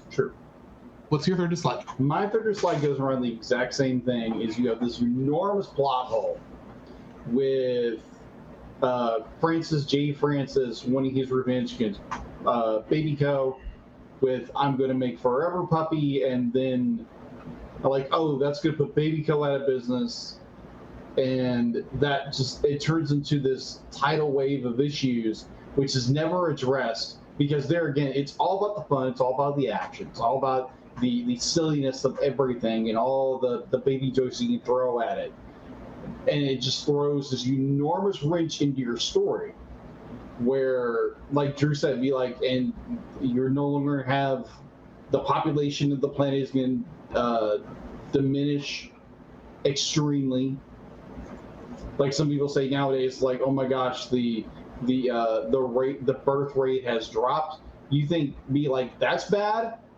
Like, yeah, Baby Co guys out of business. There's no more babies. That means no one else grows up. Be like, everybody else grows up, and there's no more children. Yeah. And then you have these forever puppies, which I think it might have been Francis J. Francis' whole objective is just to be like, did he just want to destroy the world because he got ran out? It's like, there again, you're a boss. You're going to get replaced at some point. You're not going to be the boss forever. And you will retire one day. You will retire or get thrown out, or you'll do something stupid, and they'll replace you.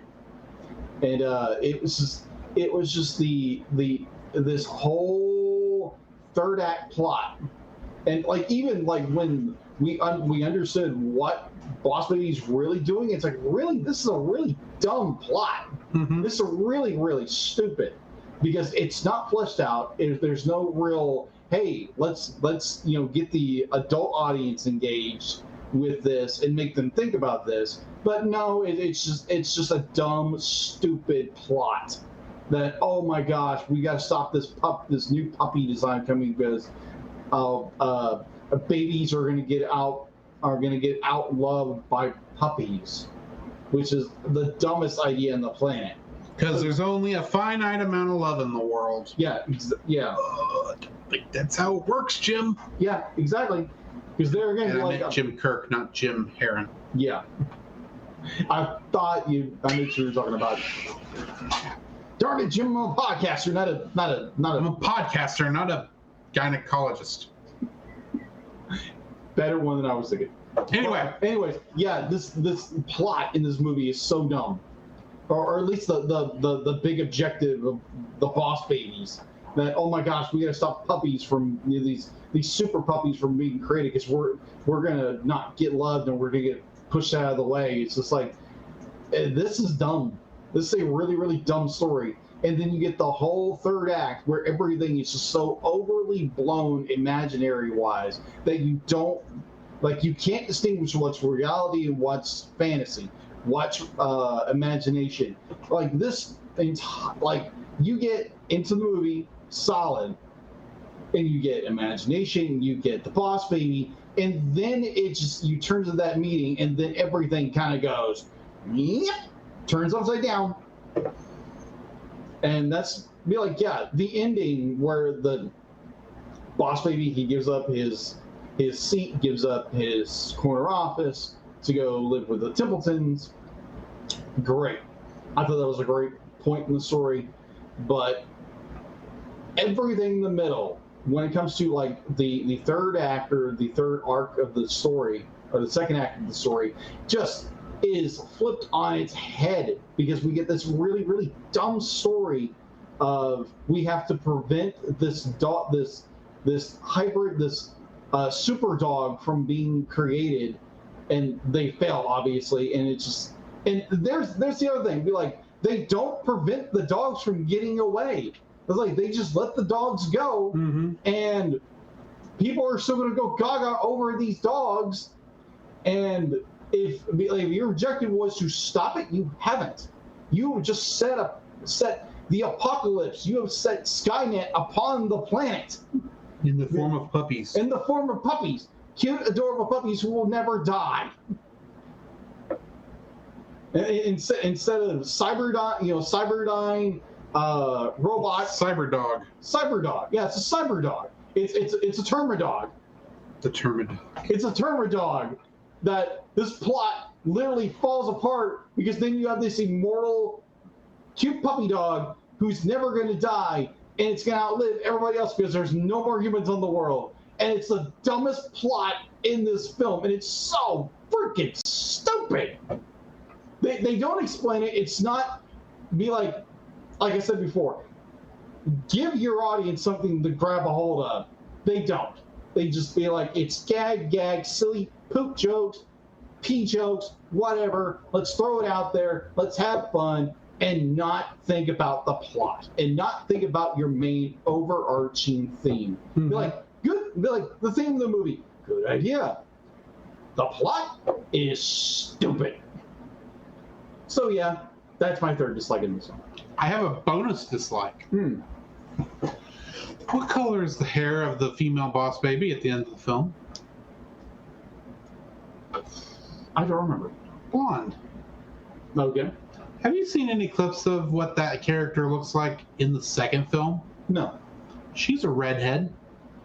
Maybe they changed the boss? I'm just saying that's a continuity issue. Yeah. Okay. It's supposed to, it looks like it's supposed to be the same character. Oh. Maybe you got a hair guy. Who knows? As a baby? Yeah. I don't know. We'll get there when we get there because we'll have to review the second movie at some point. Yes. Either way, what are you rating this film? Oh my gosh. So I watched the film first and I was like, wow, this is a really good film. I thought I really enjoyed it. And then I started thinking about what's my likes and dislikes and be like, when you make your basis, your case for a film, and then you watch someone else's review over it, it makes you really rethink everything you just thought. It's like, do not get me wrong, the theme in the movie is great. With, two people who don't like each other have to work together and then become family at the end of the film. I thought it was a great idea. The plot in this film is so stupid. Mm-hmm. It is just, I would agree with, I want to call him Tim, but it's Drew. Because I keep thinking Tim. I know you're not Tim.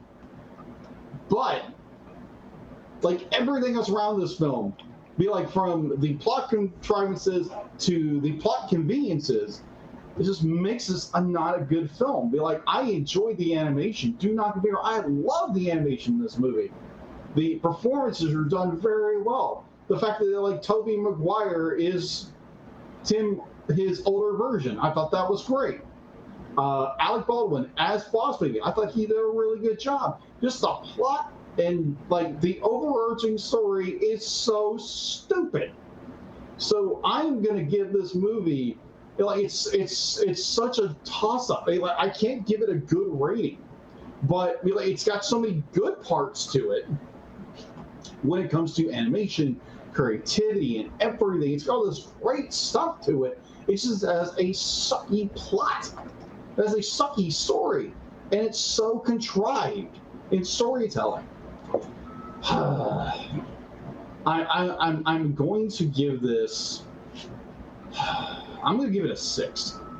I'm going to give it a 6 just because it has really good imagination. It's got some good bones in there as a story, as like what they're doing with it. But like everything else, except for like the theme of the show, everything else sucks. So a 6. I'm being a little nicer. Okay. I'm giving it a 6.5. Okay. The imaginativeness of it is good. The story is decent. I still think a lot of my complaints about it were nitpicks. This is not a movie I'm jumping back for anytime soon. Right. It's decent. It's competent. Yeah, it's competent. I'll give it that. It is completely competent. But I can't do give you much more than that. It's got a lot of potential that it missed. Yeah. It's tried for a lot of stuff, but it failed miserably on a lot of it. So yeah, I'm giving it a 6.5. All right. Next week, I sometimes forget to say this in this section. Yes. Next week, we are going to another film. Yes. That is got the personification. I don't have a good transition for this. You're Good segue for this. Next week, we're reviewing Inside Out. Okay. Have you watched this one? Yes, I actually watched it in theaters. Oh, same here. Good movie. So yeah, next week we're watching Inside Out, so join us for that. Yes. Now we're going to play some the bumpers, and then when we get to on the other side, we'll talk about what we've been watching, what's in the news, and some X-Men. And I just realized the next person who this week's bumper is. So Francisco, Roy, this is for you and how much you dislike disobedient children. This podcast is a proud member of Culture Box.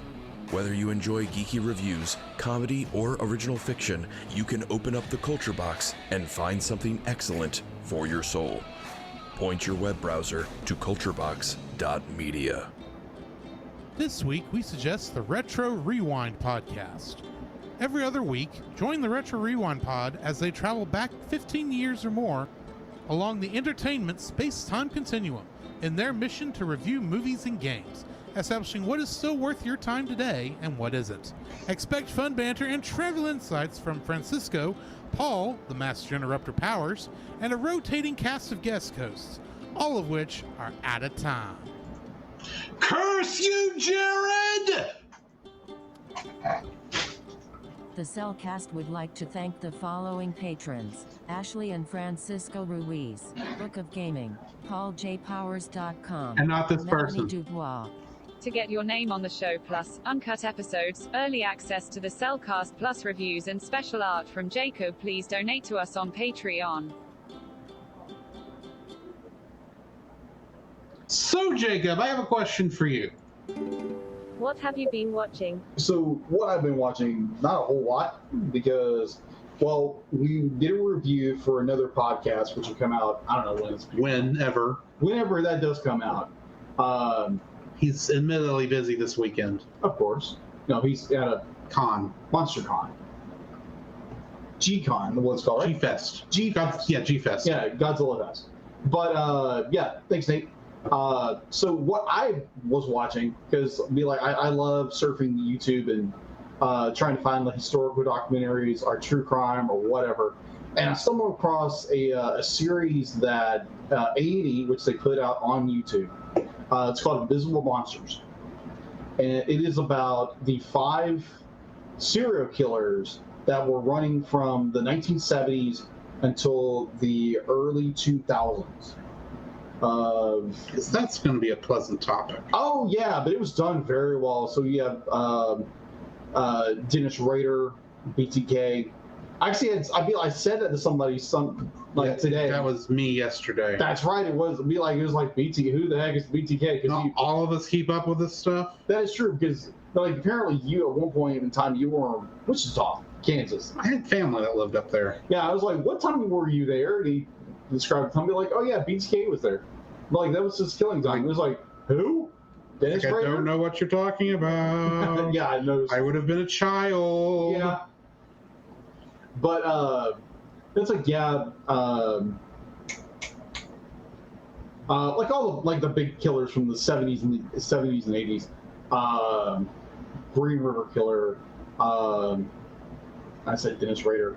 But like all those others, I'm drawing a blank. He listens to so much true crime. I don't want to ever make him mad, because I may end up on a true crime podcast.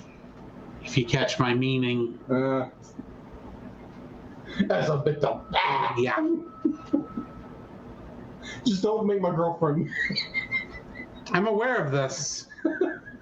But yeah, this is a really good documentary series. They made everything together.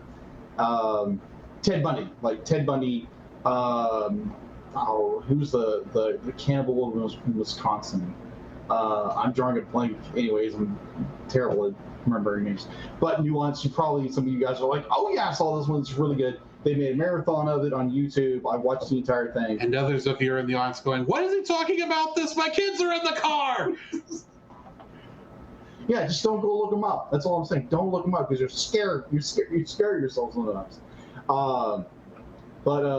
Yeah, I feel like that. It's a really, really good documentary series on YouTube. It's called Invisible Monsters. It's on the A&E channel on YouTube.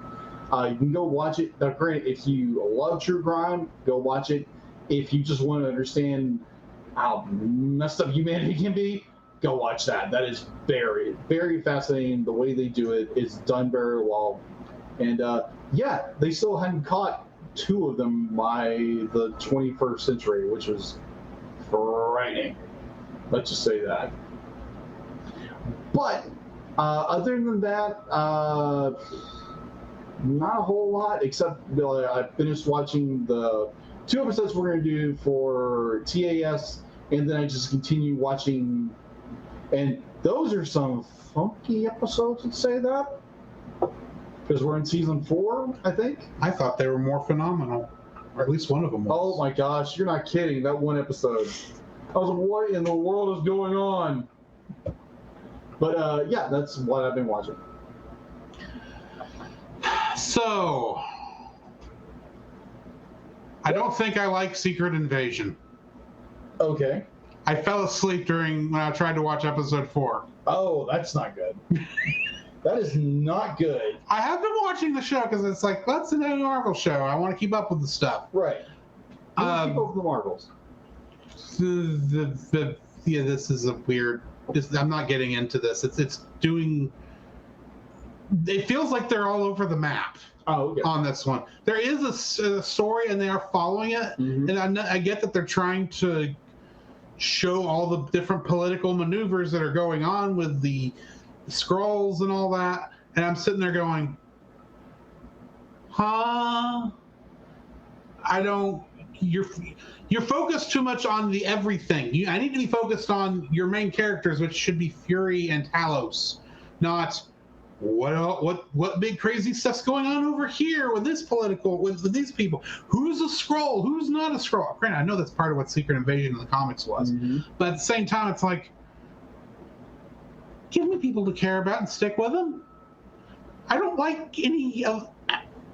I'm not enjoying the show. Okay. That's what it comes down to. I'm just not enjoying the show. Fair.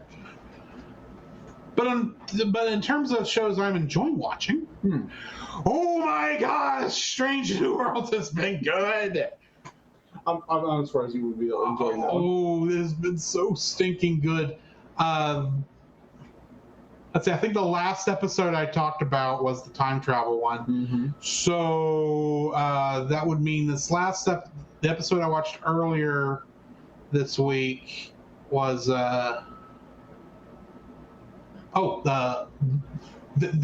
had an episode where the away team went down to this planet, and while they were down there, they all lost their memories.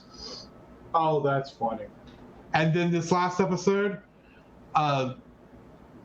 Spock and Nurse Chapel, they're in a shuttlecraft, and they accidentally find their way into this random space-time anomaly, which, of course, first time I think, oh, space-time anomaly. Is this the episode that crosses over to Lower Decks?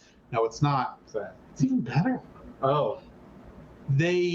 Because they were both injured, the aliens who had in control of the space-time anomaly repaired them, to use their terminology. Borg? No. This is just otherworldly creatures who the language doesn't exactly translate. But the Nurse Chapel is fully human. Spock is only half human. Oh. The other half is Vulcan. And because they were getting mixed instructions working at his DNA and figured he is supposed to match Nurse Chapel. They took his ears away? They turned him human! They took away his ears! And for more fun! You don't know original Treks. You don't know the whole shtick about the fact that Spock has been engaged for many years. No. And she doesn't leave him until an original series episode called Amok Time. This is when the wedge was put between them. Because, oh my gosh, he's human. And he's got all human. He's acting as human. He's lost everything that was about him that was Vulcan. Yeah, is gone. He's human. He smells like a human. That'd be a joke for people who paid attention. He has the weaknesses of human. He has the strengths of humans, which is interesting. Which is real fun considering his Amanda, his mother, is in this episode too. And they have this big huge. Well, they're engaged. Spock and his girlfriend are engaged, Okay. but they haven't gone through the official engagement ceremony yet because of scheduling conflicts. So is his girlfriend human or Vulcan? Vulcan. Very Vulcan. Oh, okay. Yeah, this is not going to go well. No. For Spock. And, Sickbay cannot figure out how to turn him back. So he has to try and go through the entire Vulcan ritual, which is designed for Vulcans who are a little more hardy than humans. Okay. I'll put it this way. First, he has to serve tea based on his girlfriend's family's recipe in a traditional Vulcan teapot. The traditional Vulcan teapots apparently do not have handles, and they're very hot because it doesn't bother Vulcans because they can stand the heat a lot more. But he is not Vulcan. He's human right He's now. human, and you can see Ethan Peck, who plays Spock in the show, deserves an Emmy for this episode because he's playing Spock, who's a human, who's dealing with emotions, who then has to pretend to be the half-Vulcan Spock. And it's just like so minute acting, and you're going, oh my word. But then he has to go. Well, part of apparently the Vulcan ritual is that you have to be made aware of your things you can improve on. Mm-hmm.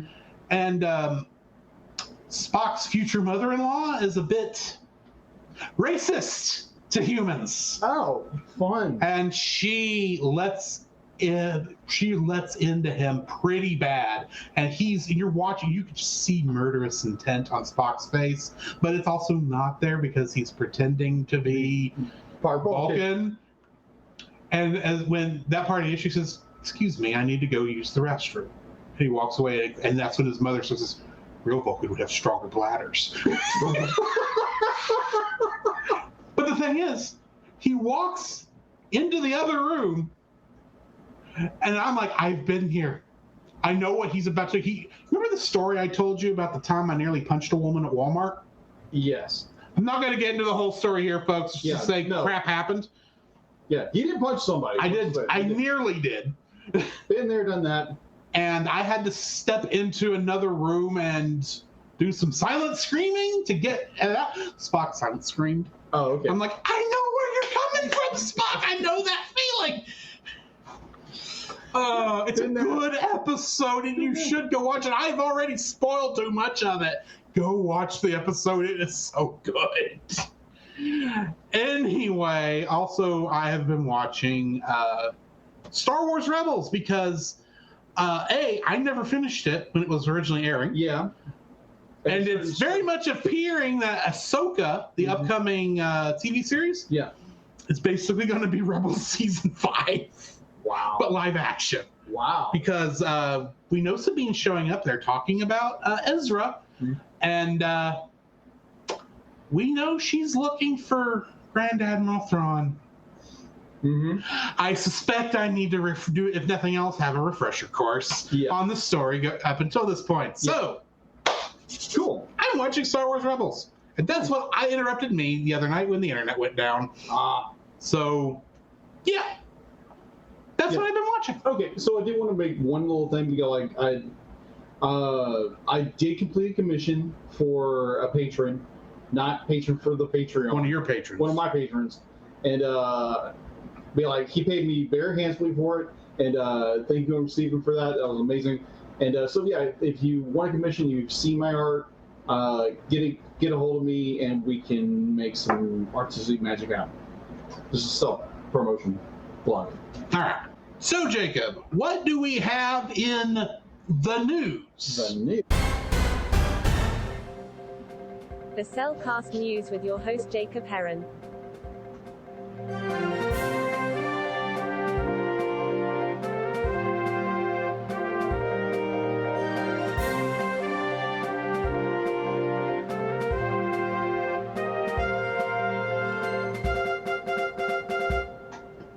All right. Why, thank you, Dila. And going into the news, so everybody's favorite distribution. Distributor, GK's, thank you, has acquired the North American distribution rights for the highly anticipated new film from Academy Award-winning director Hayao Miyazaki, co-founder of the Japanese studio Ghibli, And his fifth final film. fifth and final film. No, his fifth final film. He's had 5 final films now. Oh, okay. I was about to say this guy's retired how many times? 5. 5. It's like, yeah, this is his final film. We've already reviewed 2 of his final films. We have. But the movie I'm referring to, informally referred to in English language press by its tentative name, How Do You Live? The official international title is unveiled as The Boy and the Heron. So it's about you. No, it's not. Be like, do I look like a bird to you? I don't bark like a bird, do I? Maybe a bird dog. Yeah, the bird dog from Duck Hunt. Hated that dog as a kid. Hated that dog as a kid. Oh my gosh. But I enjoy playing as him in Smash Brothers. Huh? I enjoy playing as him in Smash I Brothers. can imagine. Apparently they made a horror movie out of it. Or a horror game out of it. The dog, for some reason. Oh, they didn't, but let's move on. Yeah. But anyway, so yeah, G Kids will be releasing The Boy and the Heron from Studio Ghibli. I think, when was this?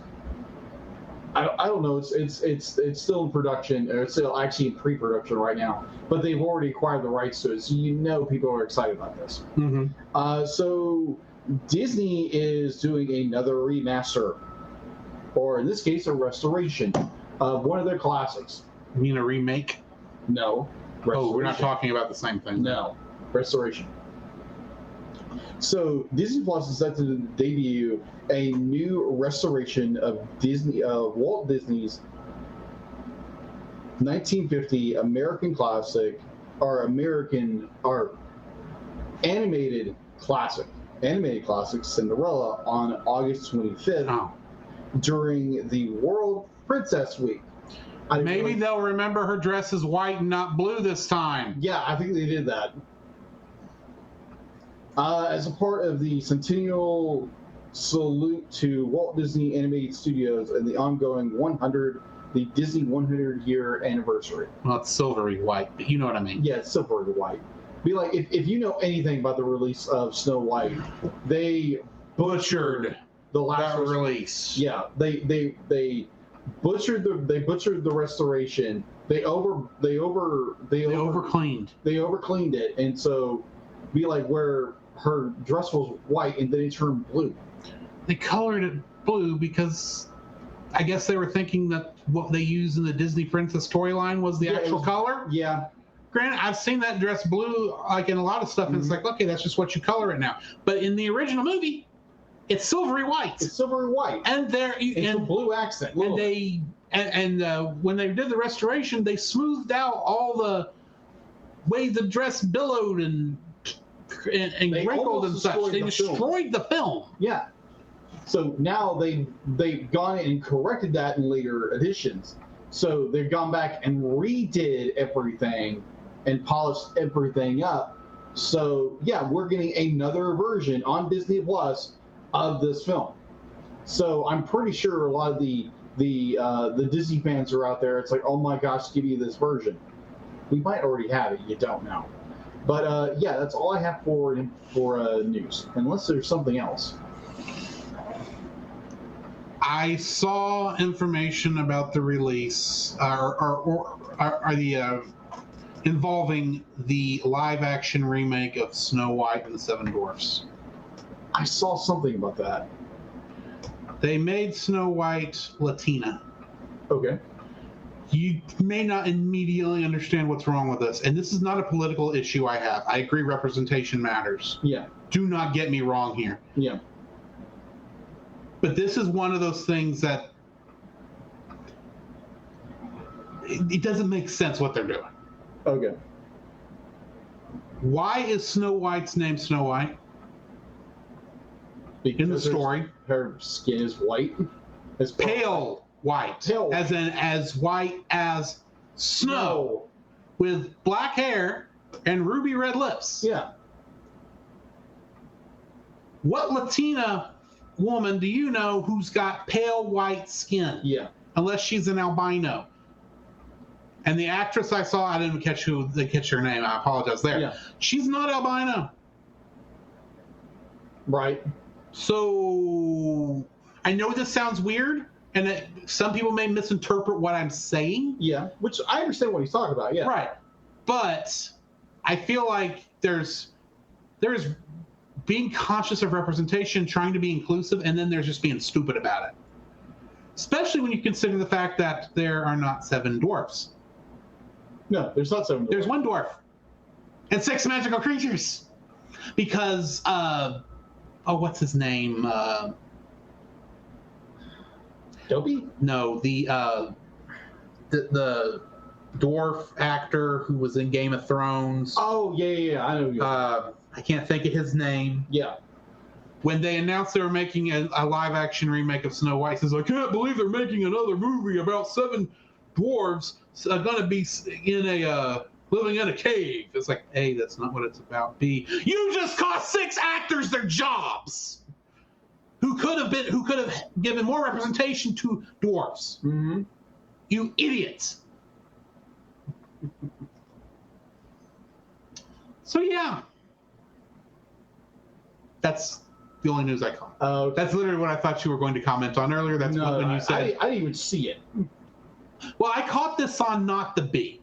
Oh, okay. Which, of course, would have gone right in on this because Not the Bee is meant to be headlines that should be satire, but unfortunately aren't. Yeah, that is bizarre. Yeah.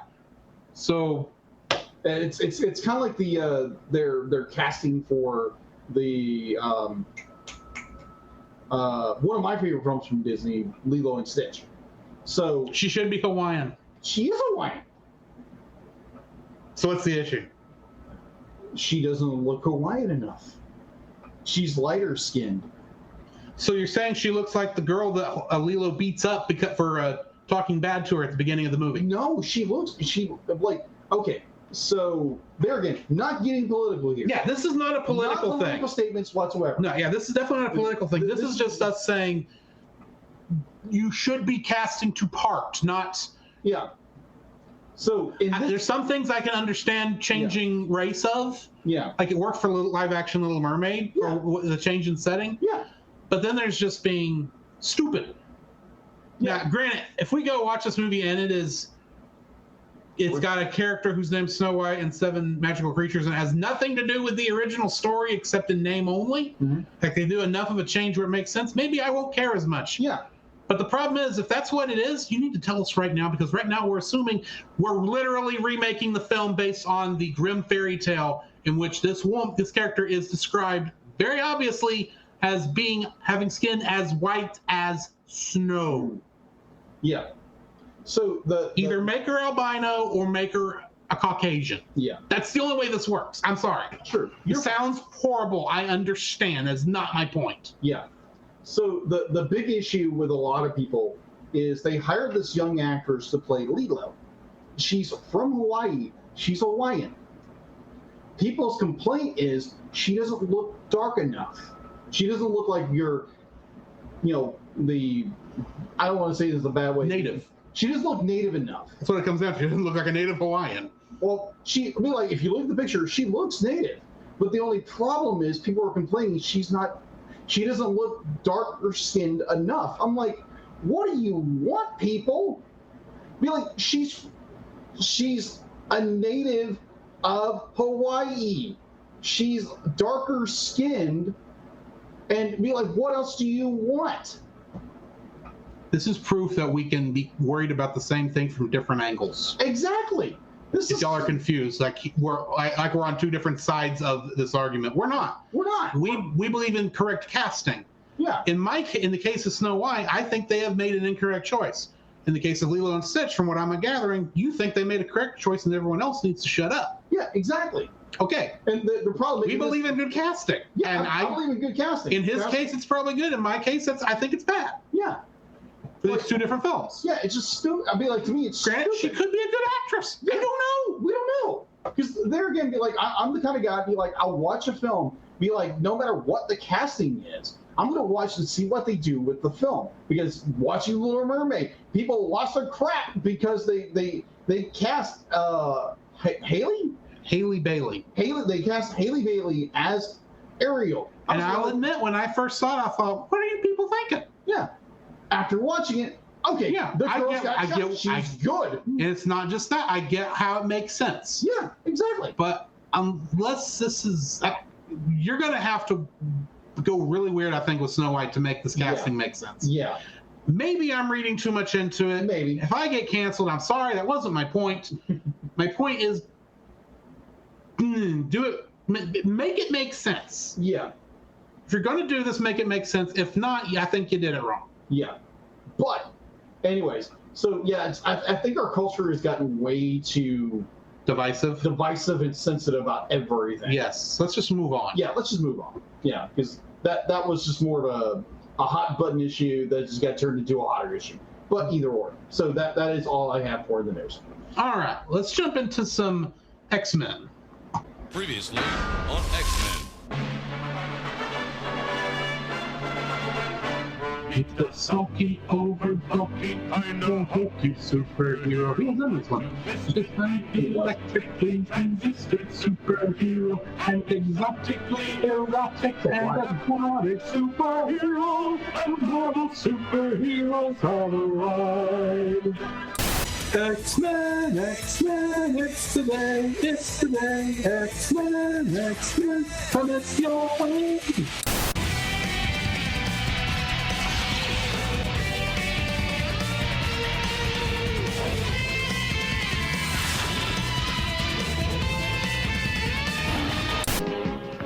Spider-Man and his amazing friends, Iceman and Firestar.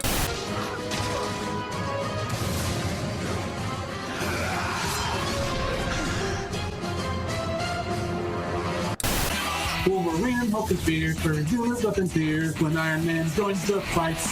So they see the side, so we see their side. Hulk sooner has Thunder's might. Who saves us, the superhero squad?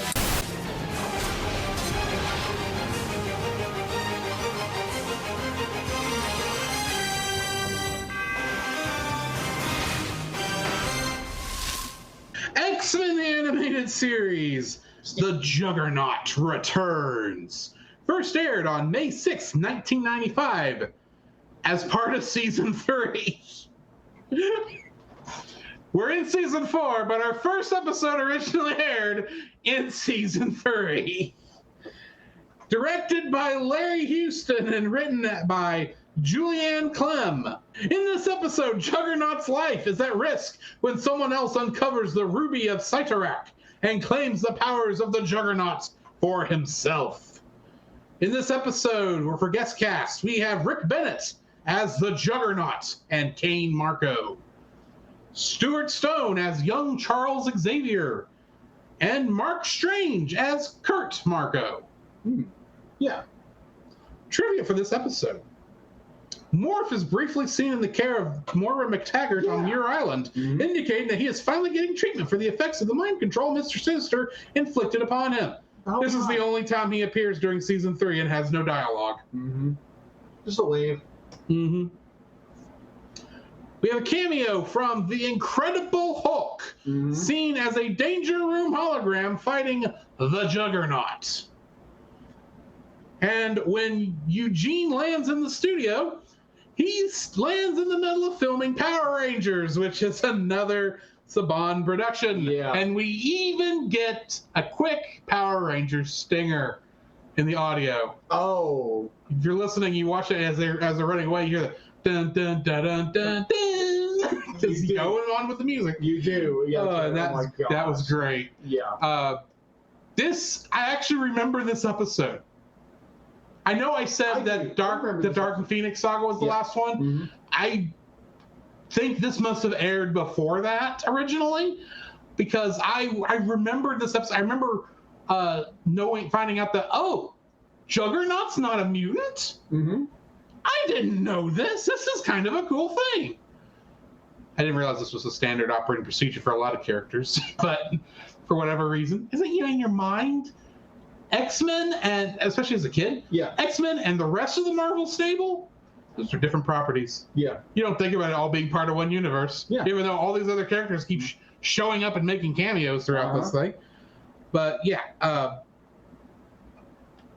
I enjoyed this episode. I did not know about the Power Rangers scene at the time, because I think when this episode aired, and it was 95. Okay, I would have watched Power Rangers by the time, because Power Rangers started in 93. Yeah. I guess I just didn't make the connection at the time, even though I fully remember seeing Eugene chase them into that movie studio. Mm-hmm. Just didn't remember that was Power Rangers. Yeah. Well, two of them were Power Rangers. One of them looked like a monster from Ultraman. Yeah. And the other one definitely looked like Kamen Rider. Yeah. I think that was Sorry. This is early 90s Saban. Masked Rider. Masked Rider. Just glad we didn't get that stupid duck-billed furry platypus thing. Furban? Is that his name? I don't remember. I watched the first 1 or 2 episodes. It was weird. If you're talking about the ones that are part of Power Rangers, those don't count, because those were competently written. Well, I'm talking about the actual show. It wasn't a sitcom? The actual show. I watched like 1 or 2 episodes. I'm like, this is weird. Because the original show was very bloody that they adapted. Yeah. So they couldn't adapt much. Yeah. So I remember this episode so fondly, because I remember the now classic line in my mind, here comes Juggy. Exactly, because I remember that so clearly. And I was like, oh, okay, this is that episode. I remember this so fondly as a kid. And like now as an adult, I'm like, Charles, quit probing into people's mind when they don't want you to. It's called privacy, dude. But no, I'm trying to help my brother. Your brother doesn't like you. Yeah, exactly. Granted, you still have to do your best by him, but it's like, maybe don't keep annoying him. Yeah, don't being invading his mind all the time because you want to understand things. But it's called consent, bro. Just because he can't respond doesn't imply consent. Yeah, exactly. Do better, Charles. Do better. This is Charles Xavier. We're not talking about the height of ethicalness. That's true. The man just like violates people's minds like all the time because he has to get information and manipulates and lies to people the entire time. I'm just saying he's not necessarily the white knight that this show makes him out to be. No, he's not. Or the movies, for that matter. No. Anyways, this thing, I think it's a good episode. I thought it was fun. It's Juggernaut returns. Juggernaut loses his powers. Some dweeb gets his powers. Like, I know I said it like an old 90s word, dweeb, but... No, dweeb is the right word for this character. Okay, thank you. Because I'm watching this guy and going, dude, you have the powers of the Juggernaut. What the crap are you doing? Like, you obviously don't have what it takes to get the ladies. Apparently. Except he does, because he kind of did get that one at the end. At the very end, it's like... and I totally get passing out. I totally get that. Yeah. And I also get the fact that I like that he did not know his own strength as the Juggernaut. Yeah, that was was cool. And I like how the transfer and everything. All this great cool mysticism at the same time. This does feel like a filler episode. It does. It's fun episode. This is I think one of the better ones of these fillers. Yeah. It's definitely more enjoyable than a lot of the Mojo stuff that has come up and some of the other things. Fun. Mojos are always fun, yes, but this felt like, oh, this is actually an actual story. Yeah. Just happens to not lead to anything. Yeah. So This happens to go nowhere and does nothing. Yeah, that's true. It literally just sets up nothing. It's okay. We understand more about Charles's past. The way he does it's completely unethical, but it's just how they did it. You know, just take it as salt as it is. It's like, yeah, don't probe into people's minds. They didn't want you to. Exactly. But yeah, just oh my gosh, this is a weird episode. It's good. It's the classic line, be like, "Here comes Juggy." I love that line as a kid. Here's Juggy. Even though that's really more of a reference to The Shining. Yeah, here he is. Here's Johnny. Yeah, like good episode. Very weird. We understand more about Charles and be like, I thought I got past all this, but no, let's go in for more trauma. And Storm in this episode changes outfits more often than Bulma does in Dragon Ball. You're not kidding. Just 3 different outfits in this. 3 different outfits. And none of them are civilian. 3 different superhero suits. Exactly. What the crap is going on at X-Men HQ here? They got a better wardrobe person? We know that because how often her hairstyle's changed in the last couple episodes too. Yeah, exactly. We get that one episode where her hair's up and it looks awesome. And then they go back to full goddess hair. Yeah, full just like 80s hair. 80s, 90s hair. But it's like it's a competent episode. It feels like a filler episode. We get more of like Charles and Juggy's past. Or what's his actual name? Marco. Kane Marco. Kane's past. And that was interesting, but otherwise, it just felt like a filler episode. Mm-hmm. And these 2 episodes kind of have the return of a villain theme. Kind of. Yeah. Yeah, next episode. A Deal with the Devil. First aired September 14th, 1996. As a part of Season 5. It was directed by Larry Houston and Fred Miller, and written by Eric Lewald. In this episode, Omega Red, the destruction machine from the former Soviet Union, and a sworn enemy of Wolverine, is thawed and sent 2 miles beneath the ocean to salvage a disabled toxic nuclear submarine threatening to break up near Hawaii. We have in the guest cast Len Donchev playing Omega Red / Arkady Rossovich. And in this episode, or trivia for this episode, Wolverine says one time, the submarine ought to be used for one of those battery ads with the rabbit. That was good. Referencing the Energizer Bunny mascot of Energizer batteries, which keeps going and going and going and going and going and going and going. Yeah. All that's failed to mention is that Wolverine and Storm are in this, and since they're in a submarine, guess what plot point we get brought back up about Storm? She's claustrophobic. We know. But Thankfully, we did not get another shot of her as a child hunkering down below the walls that broke apart with 5 different colored skin. Just wait until the next batch of episodes. But yeah, I do enjoy where Aurora. I've heard it say It's supposed to be Aurora because it ends in an O. Aurora. Yeah. Be like she's dealing with her claustrophobia and it's not completely just crippling her.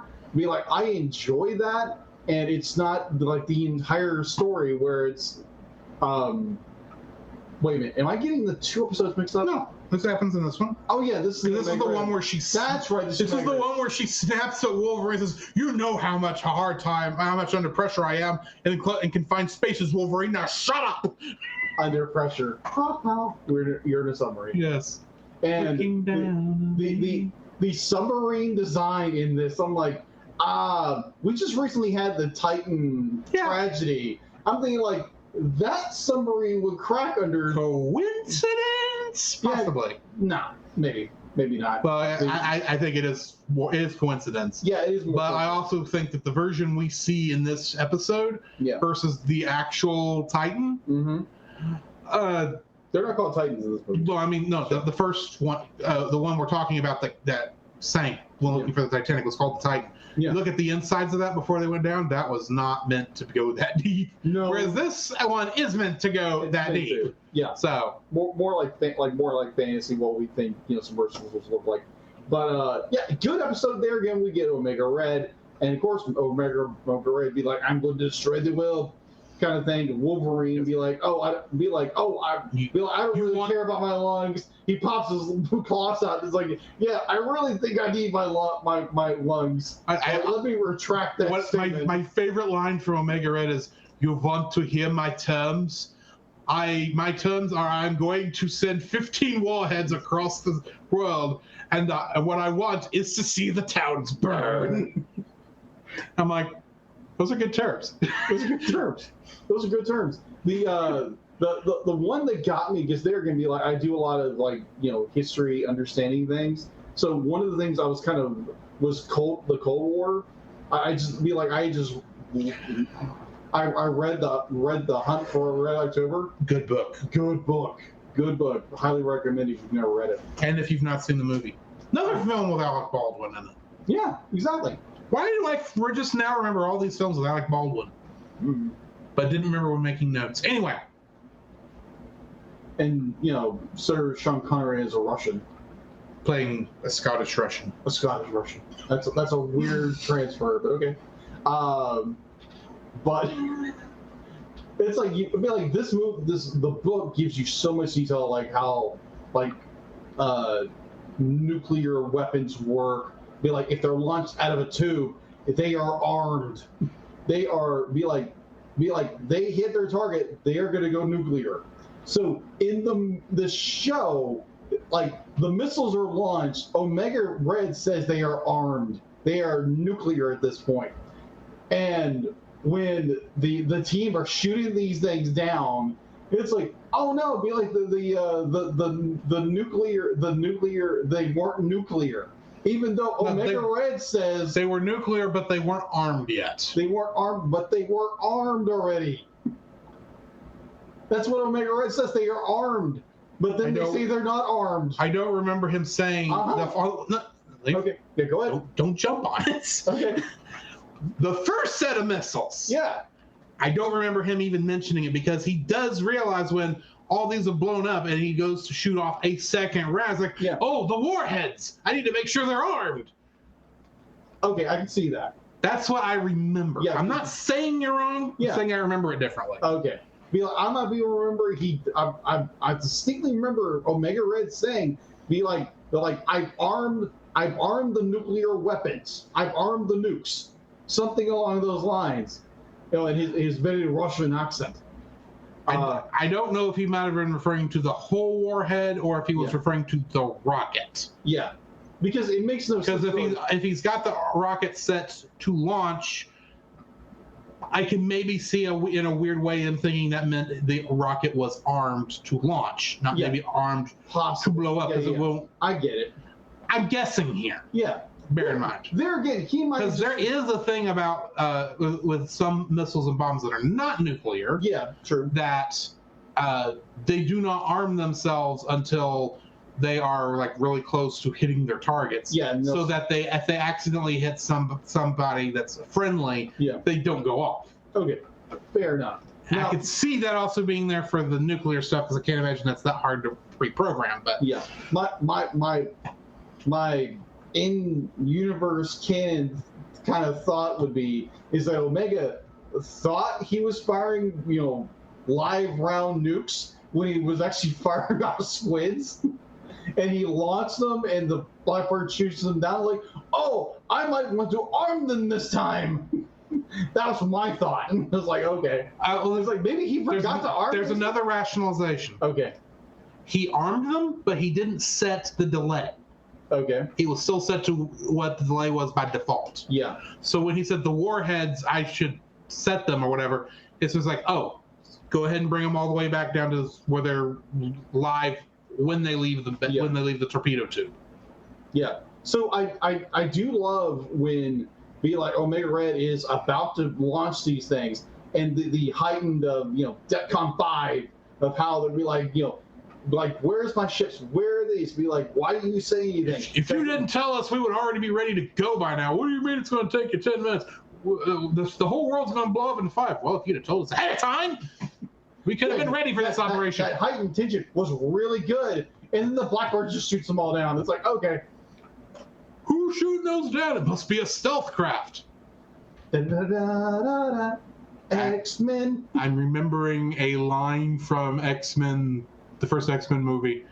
If there's any radar on that catches us, they deserve to catch us. Yeah. Of course, considering other things that came out this week, what do you prefer? Yellow spandex? Yes.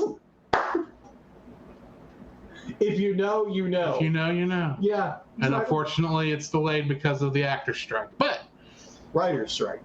Actor strike went this week.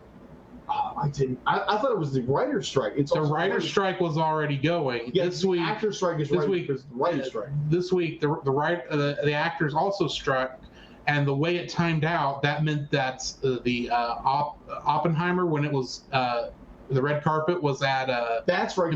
They all left. As soon as the time hit, they all just turned around and left. Yeah, it's like that is a power move right there. It's like, oh, we all got nice and ready to go watch this movie, and it's 12 o'clock. Okay, let's go home. Mm-hmm. We must stand in solidarity to get paid far more than any of us get paid. Yeah. Moving on before I get salty. I think we got salty earlier, but nuance. Anywho. Anyways, good episode. Get Return of Omega Red. I love the conclusion where everyone's gonna be like, oh yeah, is he really gone? And Wolverine's be like, I can still smell him. 30 fathoms underwater. He can still smell Omega Red. If there's anyone who could, it would be Wolverine. Yes, it's Wolverine. Anyway. Yeah. We've reached the end of this episode. Mm-hmm. Next week, with Inside Out, we will be reviewing Sanctuary Parts 1 and 2. So join us next week for that. I think that's the actual official start of Season 4. Yes. But weird episodes. We'll get there when we get there. We do. So join us then, and be looking forward to the end of August. That's all I'm going to say. Okay, so just because we got something special coming up at the end of August. That is true. So there was one thing I wanted to go back to the last episode we just reviewed. There's the point where Rogue decides she's going to dive to the submarine, which is, I don't know how many fathoms down, and Beast makes some comment. It's like, it's too far down. You won't make it. Perfectly fine. This is Rogue. She's strong, but apparently her lungs are even stronger, and she starts yanking this ship apart. I'm like, you pull a pail apart, it's gonna flood compartments. So Aurora and Wolverine are gonna drown. But no, I just turned the rudder. It's fine. I didn't really flood any compartment. I just tore a panel off. Really? Like, this whole point, like, yeah, we can't endanger our friends. And Rogue just goes and rips the stupid submarine apart. Anyways. So next week, we're going to be reviewing... I'm going to cut that first part out so this flows better. Yeah. Next week, we are going to be reviewing Sanctuary Parts 1 and 2, which I believe is the actual start of Season 4. Yes. So join us next week for that. All in space. The Final Frontier. Not quite. And maybe Mutant Frontier. And join us, of course, at the end of August for a very special thing. So get ready for that. You have anything to add before we jump out of here? Because I just realized I do have something, but if you have something, go ahead. Oh, yeah, not really, but I'm pretty sure I know exactly what you're about to do. So, at the end of this last episode, we had a random scene play during the credits, which featured... I am Magneto, master of magnet. Magneto showed up.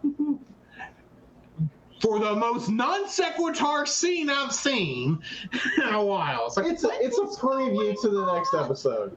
Of Season 5. Not the one we're watching. Oh my gosh. Yeah. The episodes get kooky, people. Let's just say that. Yeah, the show's getting crazier the farther we go. Yeah. So how long do we got until we finish the season? Or Current schedule, we will finish this at Thanksgiving. Thanksgiving. Okay. So stay tuned for what we're doing next. Yes. In the meantime, this has been Drew. This is Jacob. And we'll catch you in the next frame. You can follow Jacob on his Facebook at Jacob B. Heron. His Facebook page, Jacob's Daily Art Corner, where he tries to draw each and every day. His Instagram at Jacob B. Heron. His Twitter at Jacob Heron. And his Letterboxd at Jacob Heron. You can find Drew on Facebook at Drew Dodgen. His Facebook page, Drew's Photo Bin, to see his photography. His Letterboxd page at GGeorge759. His Twitter at GGeorge759. And Instagram at Drew Dodgen. You can like us on Facebook at the Cellcast Podcast, on Twitch at the Cellcast Gaming, on YouTube at Cellcast, on Twitter at cast_cell. The Cellcast can be found at Apple Podcasts, Google Play Podcasts, Stitcher, Spotify, or anywhere else fine podcasts are downloaded from. Please rate and review us where you found us, and also on Podchaser. Email us at thecellcastpodcast@gmail.com. The Cellcast is a proud member of both the Pop Americana and Culture Box media networks. For more information, please see the link in the description. Our theme song is Drop and Roll by Silent Partner. And remember, that's Cell with a single L.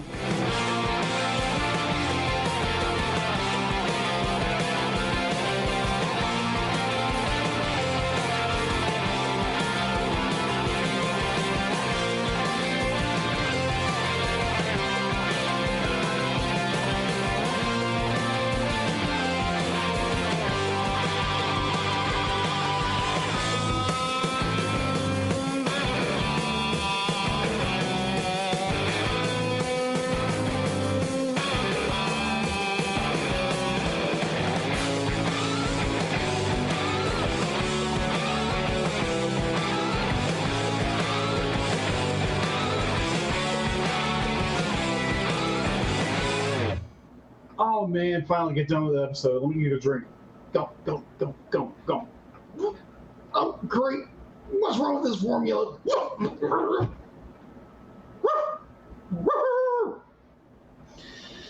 Deluxe!